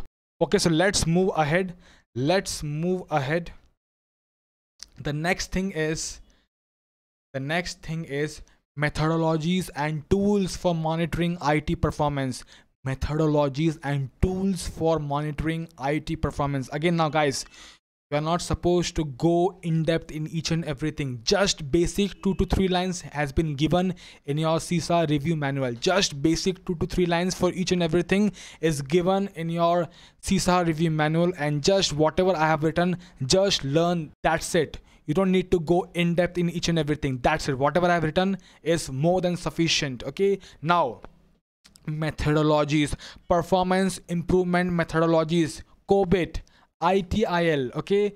And there is something known as PDCA cycle: plan, do, check, act. Come on, repeat along with me. Plan, do, check and act. PDCA cycle: plan of what? Goals and objectives. Do, execute or implement the plan. Check, study the actual results, and act, corrective actions. Okay, so PDCA cycle: plan, do, check and act. Plan, goals and objectives. Do, execute or implement the plan. Check the results, whether you're getting the output or not, and if you're not getting the output, take the corrective actions, act on it.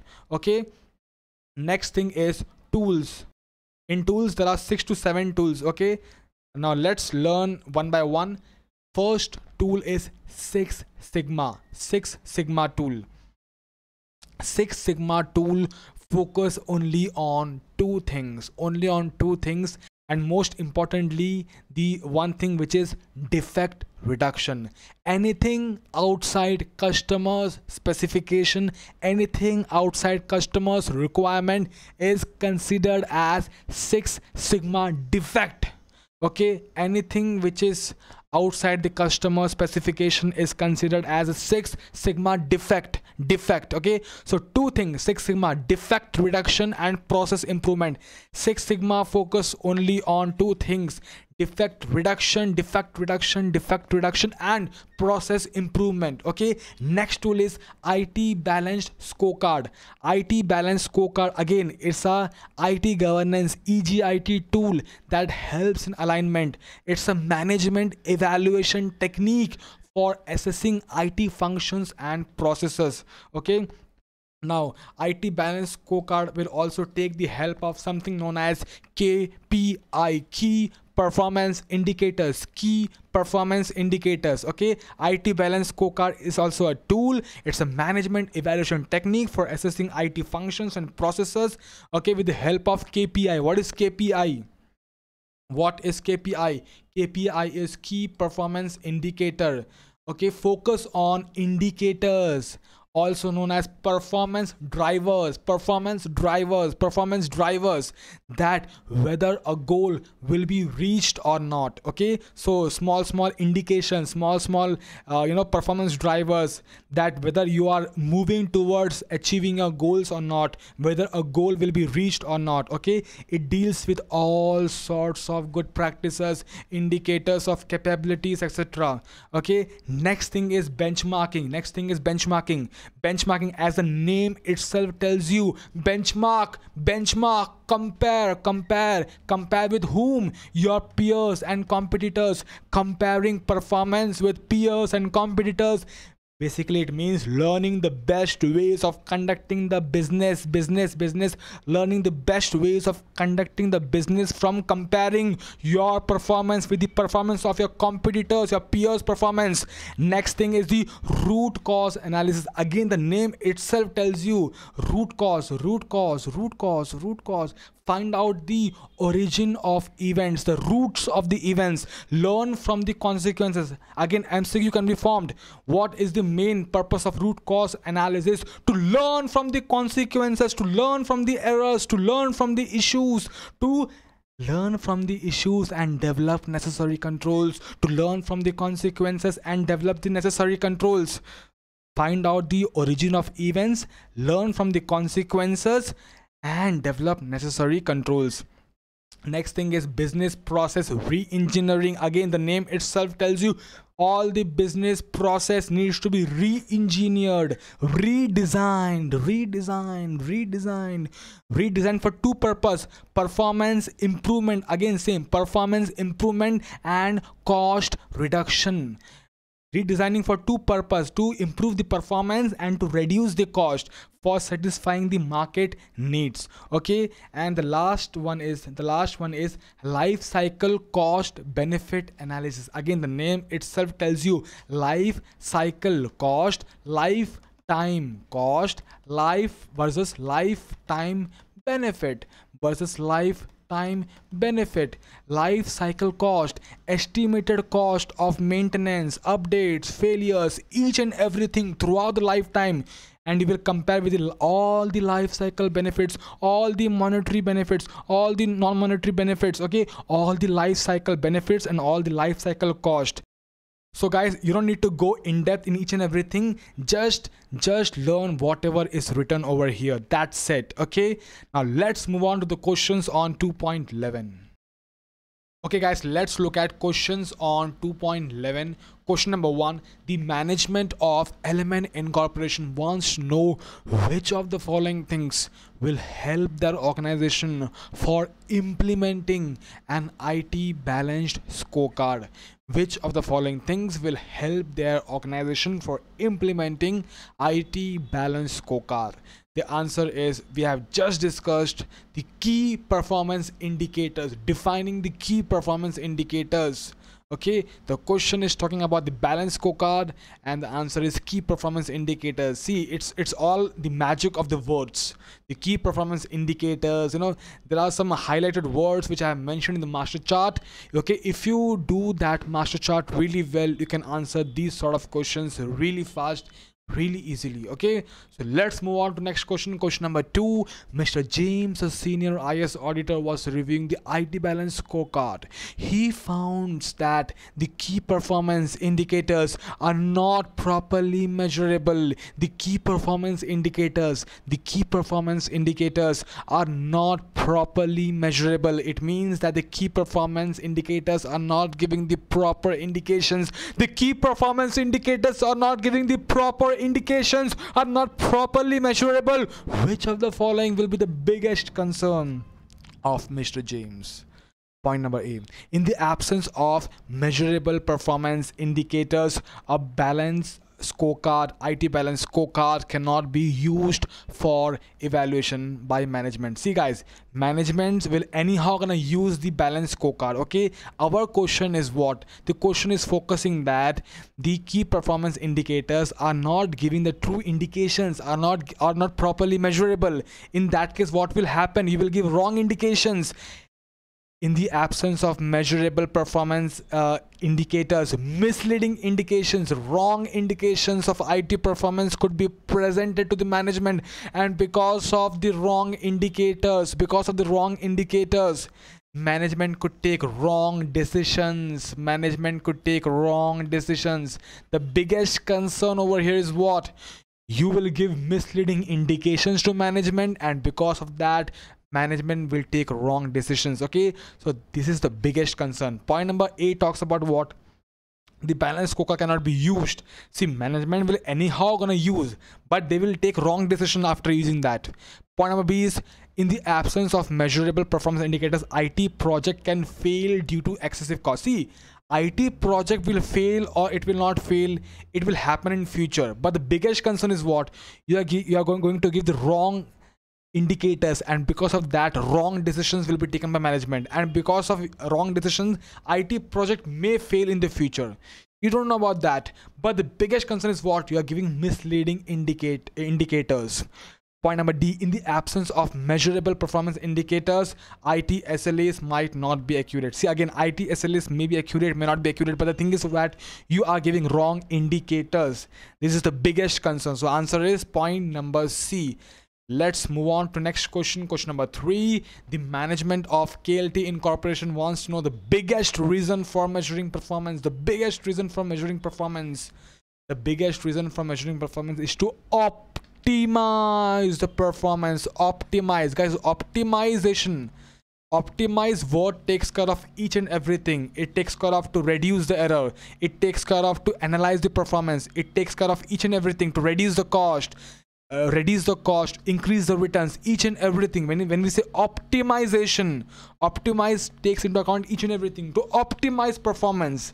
It's the word, it's the magic of the word optimize. Okay, so if you know this word optimization, and if you see these sort of questions in exams, you can easily, without wasting any of the time, you can easily answer these sort of questions. Now guys, as of now we only have 3 questions in 2.11, but there are like 1 or 2 questions more. We have discussed that in miscellaneous concepts, miscellaneous questions. In the end, we will be discussing about the miscellaneous questions, and in over there, like 1 or 2 questions from this topic 2.11, and like from even the part 1 and part 2. It's a mix. Miscellaneous questions, like 10 to 12 questions are there approximately. I don't know. Okay, so look at more questions in the last topic, miscellaneous questions. So let's move on with the next topic, 2.12. Let's begin with 2.12, quality assurance and quality management, the last topic of your domain 2. Very small topic of your domain 2. Quality assurance and quality management. 2 things, quality assurance and quality management. Although if the question comes in this topic, the question will come only from quality assurance topic. Quality management is just 2 or 3 lines. Okay, not that much important from exam point of view, but yes, quality assurance. In quality assurance, we'll be discussing about quality assurance versus quality control. The difference between the term quality assurance and quality control. When I say quality assurance, I am focusing on processes. And when I say quality control, I am focusing on products. The actual output. When I say quality control, I am focusing on the product, the actual service, the actual output. And when I say quality assurance, I am focusing on the process. What does it mean? Let's take an example. You know what? When I was designing this entire course, CISA-This-Much, entire video lectures. Now, I am designing the course in such a manner that if you go through my lectures, if you go through my instructions, you can easily clear CISA exams in first attempt. If you go through my entire lectures, you can easily clear the CISA exams in first attempt. The way I am giving you examples, the way I have written the notes, the way I have created these master charts, the way I have created the test, each and everything. I am focusing on process. It means quality assurance. I'm giving you the assurance of my quality assurance. I'm focusing on process. So it means that quality assurance is proactive in nature and not reactive. It is not reactive, but it is proactive in nature. Okay, so I am designing the process in such a manner that you will not face any issues. But when I say quality control, let's say for example, a student has taken my course. He has gone through my entire course, and we also have a mock test. Now the student has appeared for my mock test. But even after going through my entire lectures, still he is not feeling confident in the mock test. Even after going through my entire lectures, even after that, he is not feeling confident with the mock test. Now, my processes are good, but still there is what?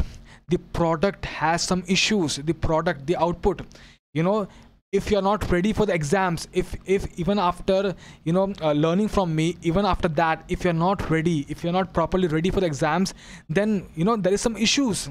Okay, so even after having a good process, let's say even after that, if there is some issues, we say we are talking about the quality control aspect. Okay, quality assurance is focusing on process, and quality control is focusing on individual products, individual students, individual output, individual services.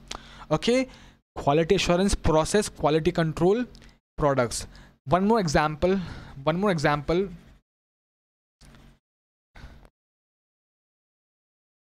Yeah, so whenever manufacturing happens, let's say for example, this is the process from start till the end of the manufacturing, okay, of the products, from the start till the end. If our processes and if we are following good practices, all the good process and good practices are designed, the process is designed in such a manner that it incorporates all the good practices, it means that we are focusing on what?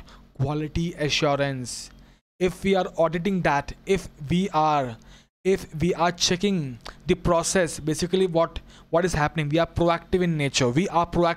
What we are looking at, the quality assurance. Okay, each and every process is designed in a beautiful manner or in a proper manner. Okay, but let's say for example, the manufacturing started and the manufacturing ended. Okay, now there is some individual output, okay, individual products. Okay, now products has come out. Now if I inspect these products, it means I am doing what? Reactive in nature. Okay, it is reactive in nature for finding what? Defects on sample and products. I am finding the defects on the sample products, I'm doing inspection of the products. I'm reactive. Okay, it's not proactive, it is reactive, but process is proactive. Okay, so quality assurance is what? Proactive. And quality control, if something bad happened, why? Control it, quality control.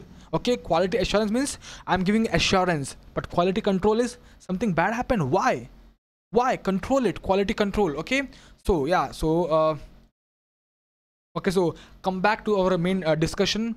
Quality assurance, the main purpose of quality assurance is to provide confidence that IT products or services or software conforms to the required processes. IT products, IT service, IT software conforms to what? To the required process, to the required good process. When I say quality control, focused with testing that the specific product is free from any sort of defects. Okay, so when we say quality assurance, we are focusing on defect prevention, but when we say quality control, we are focusing on defect identification. Quality assurance, defect prevention; quality control, defect identification. In quality assurance, issues should never occur. Quality control for issues when occurs. In quality assurance, when I am designing my lectures, I am focusing on what? Issues or doubts should never occur. Quality control for issues when occurs. Quality assurance, proactive in nature. Quality control, reactive in nature. Quality assurance focuses on process, and quality control focuses on products. Yeah. Quality control to be done in various stages, but more important to be performed before application systems are moved into production. Now there is one MCQ on this line. Okay, now see, I am taking mock test. Okay, why I am taking mock test? So that before you appear for the final exams, you are actually ready. Okay, so quality control to be done in various stages, but more important to be performed before you appear for the final exams, before the application systems are moved into production. Okay, I hope you are able to understand. Okay, quality control can be done in various stages, but more important, there is one question on it. Okay, that the system has been moved into production, afterwards they are doing quality control. No, it's a concern. Quality control to be done before the application systems are moved into production. Okay, example is what? Before you write the final exams of CISA, you are supposed to appear for the mock test. I will see that are you ready to appear for the exams or not. Okay, example, quality control will help to ensure that such systems adhere to standards. Okay, I have made my processes based on some standards, based on some assumptions, whether those standards, those, all those things, whether actually am I adhering to it or not. I am ensuring that quality control will ensure that such systems actually adhere to the standards. Who will develop and maintain standards? Quality assurance function. Quality assurance function will develop and maintain standards. Quality assurance. But who will ensure? Who will ensure quality control? Again, MCQ can be formed. Quality assurance more important. Therefore, quality assurance group should be independent. But again, there is one question on this line. Quality assurance is important. Okay, important. So quality assurance group should be independent, but in small firm it may not happen. So if the organization's level is very small, it may not happen. So in that case, there has to be what? Maker checker role, segregation of duties. If it is not possible, then maker checker or segregation of duties is required. Okay, now let's move to the next topic, very small topic, quality management. The primary objective of quality management is to what? Continuous improve. The name itself tells you, you are supposed to what? Manage your quality. Quality management. Okay, manage your quality. So it's a continuous process. Management of the quality is a continuous improvement process. Okay, quality management is one of the ways through which IT department based processes are monitored, measured, tracked, and enhanced or improved. Areas: software development, maintenance and implementation, purchase of hardware and software, operational activities, etc. So primary objective is what? To continuously manage the quality, to continuously improve the quality. Okay, so we have finished with 2.12, and now let's look at the questions on 2.12. Okay guys, let's begin with 2.12 questions on 2.12. Question number one. Mr. Harry, an IS auditor of KTM Incorporation, is reviewing quality assurance process. What is he reviewing? Quality assurance process. Which of the following would be the biggest concern from Mr. Harry? Point number A, quality assurance processes have not been documented. Point number B, the outcome of quality checks is not presented to senior management. Point number C, quality assurance is performed by internal staff of KTM Incorporation. And point number D, quality assurance parameters are not benchmarked to industry standards. The answer is point number C, quality assurance is performed by internal staff.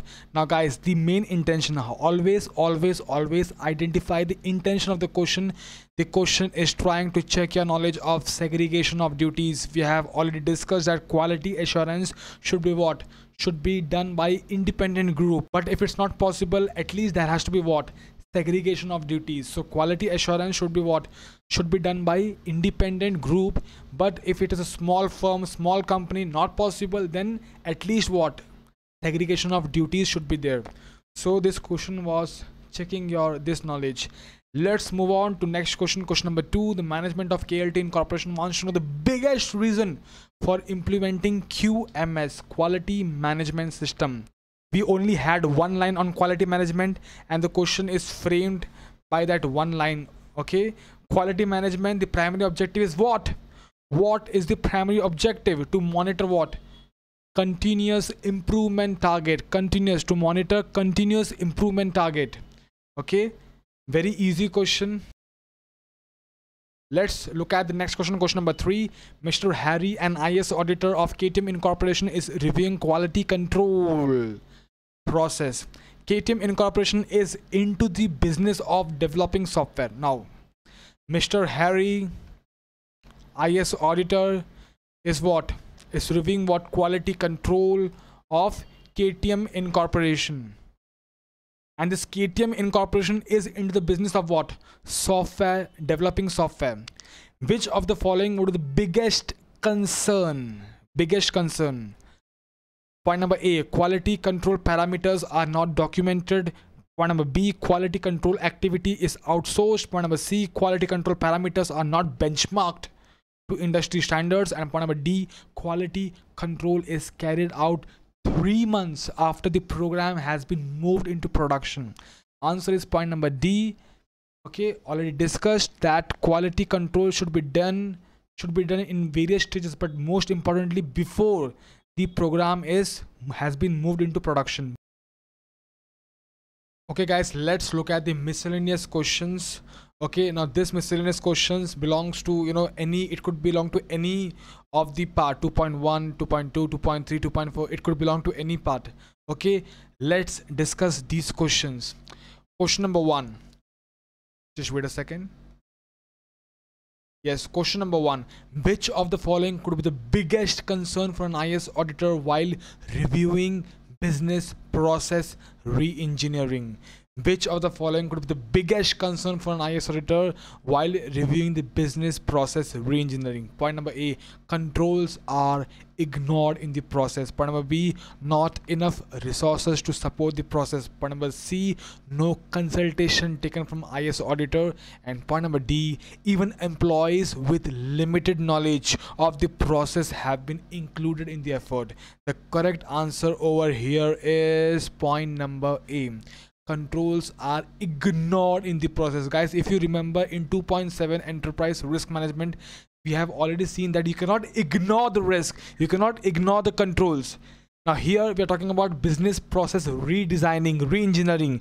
You want to redesign to improve the performance, to reduce the cost. Okay, but while doing that, you cannot just ignore the controls. You're supposed to look at the controls, you're supposed to look at the risk. Okay, controls are ignored in the process is the correct answer. And guys, if you see point number D over here, even the employees with limited knowledge of the process have been included in the effort. Now again guys, this thing can also be framed in MCQ. In business process re-engineering, opinions of each and everyone is taken into consideration, whether it is top management, middle management, low management, each and every one, even the employees with limited knowledge. Okay, each and everyone's opinion is taken into consideration. So in BPR, involvement of each and everyone is taken into account. So point number D will not be the correct option. The correct option over here is point number A. You are ignoring the controls. You cannot ignore the controls. Let's move on to next question. Question number 2. Mr. Thomas, an IS auditor's first step while reviewing the quality management software, quality management, which would be which of the following? Point number A, verification regarding compliance of the standards. Point number B, identification of existing controls. Point number C, reviewing metrics for quality evaluation process. And point number D, determine all standards adopted by the company. Now here the correct option is point number D, to determine all standards adopted by the company, all the quality standards adopted by the company. If you have not determined the standards, how can you verify its compliance? All these steps A, B, C will come afterwards. The question is talking about the first step. First step is what?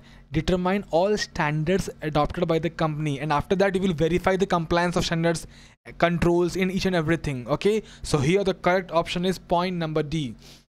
Let's move on to next question. Question number 3, transparency of IT's cost, IT's value, IT's risk. Again, question is what? Transparency. What exactly is the IT cost, IT value, how much value I have got? IT risk is primarily achieved by what?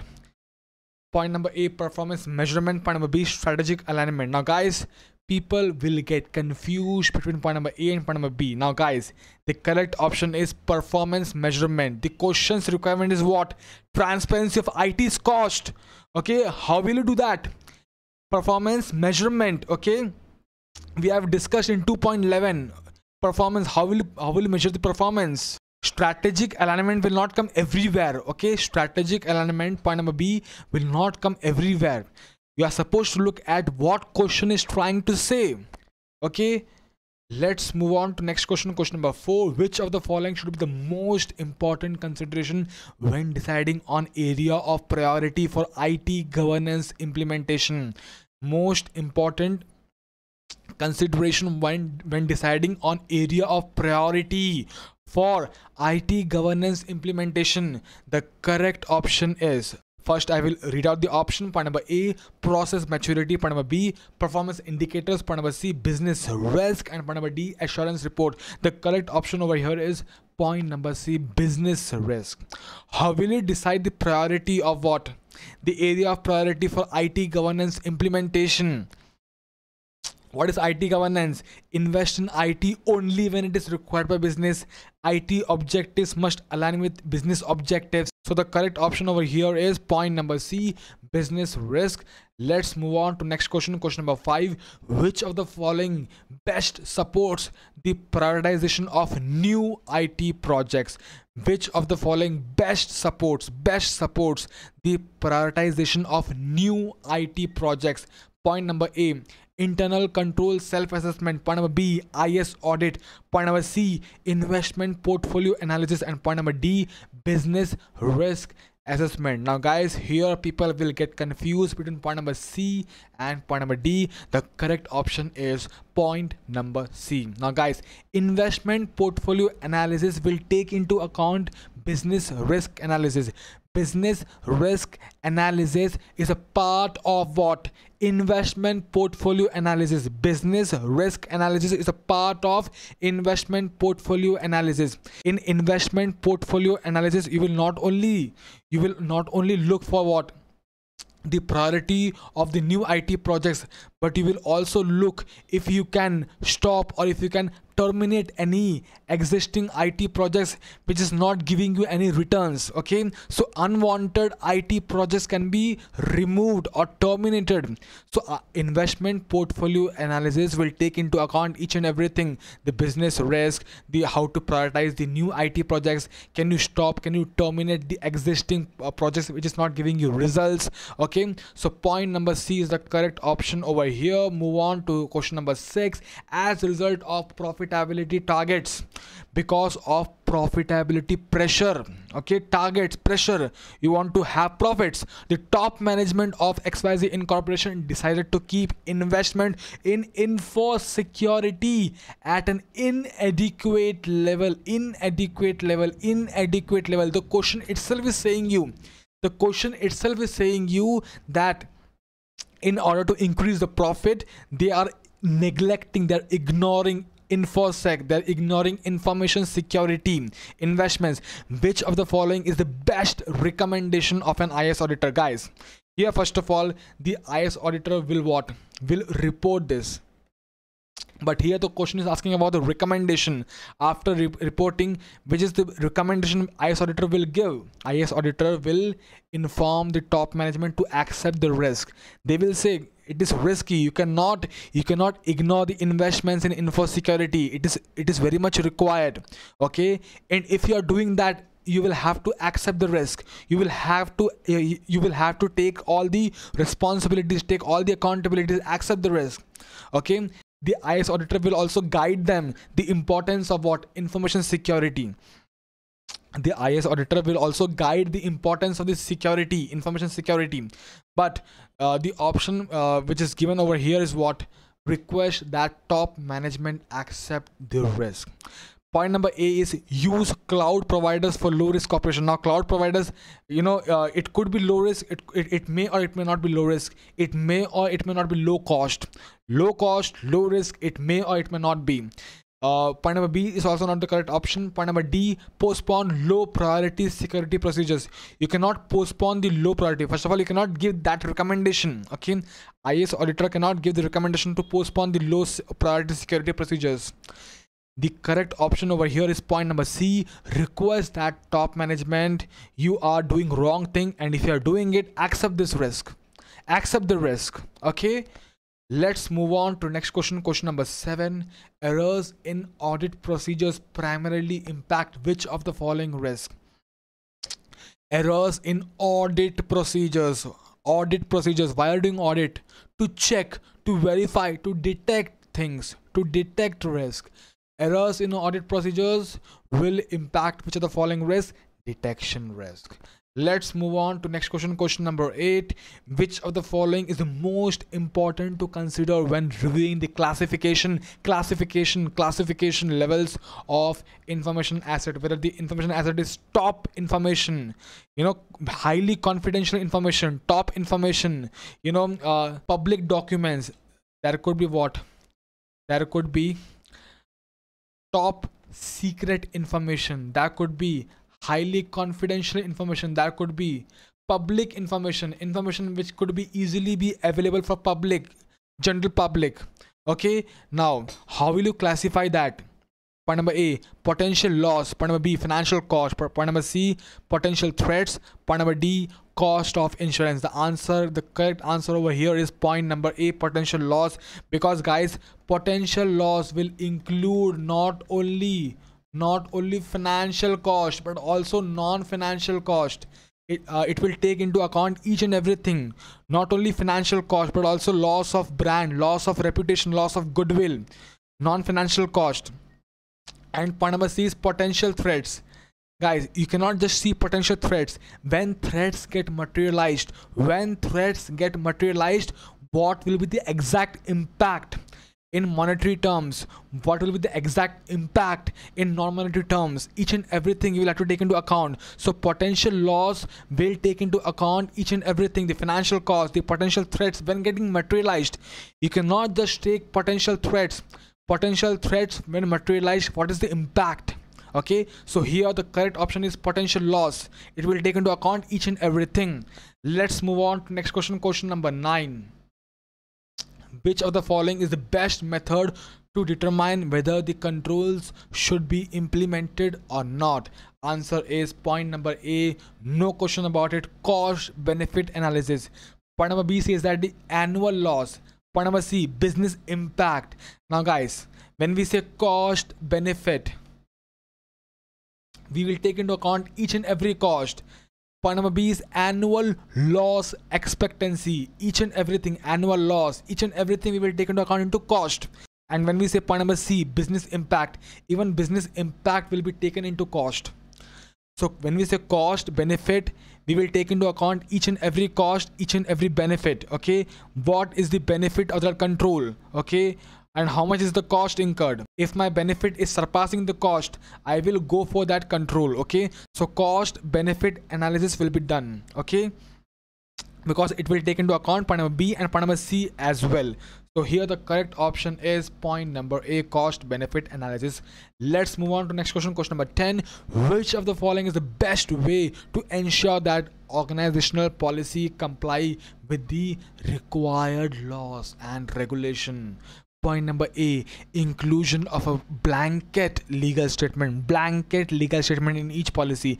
Just by including a statement, you cannot ensure compliance of the policy complying with the laws and regulation. Point number B, periodic review by subject matter experts. We'll come to it. Point number C, annual sign off by the senior management on organizational policy. Just by taking the annual sign off, you cannot ensure. How will you ensure? By periodical review by subject matter experts. If you don't have the knowledge, okay, hire a subject matter expert for periodical review that whether the policy is being complied with the laws and regulations or not. Okay, so the correct option is point number B, periodical review by subject matter expert. Let's move on to next question. Question number 11. A financial service enterprise has a small IT department,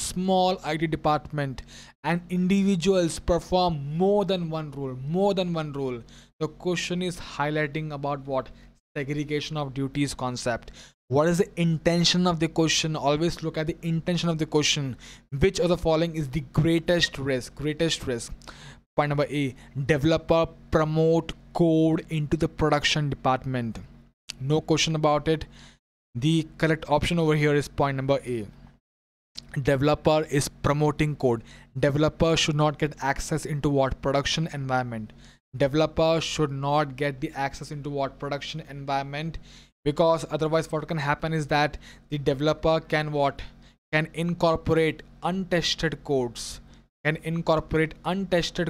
the production environment. Okay, now guys, we have finished with the miscellaneous questions. Guys, also check out my this video, the first part 1 of how I cleared my experience on how I passed CISA exams in first attempt, the first video, because there I have discussed how to compare each and every questions. Okay, so also check out my that question. And guys, after this you can even practice the CISA QAE.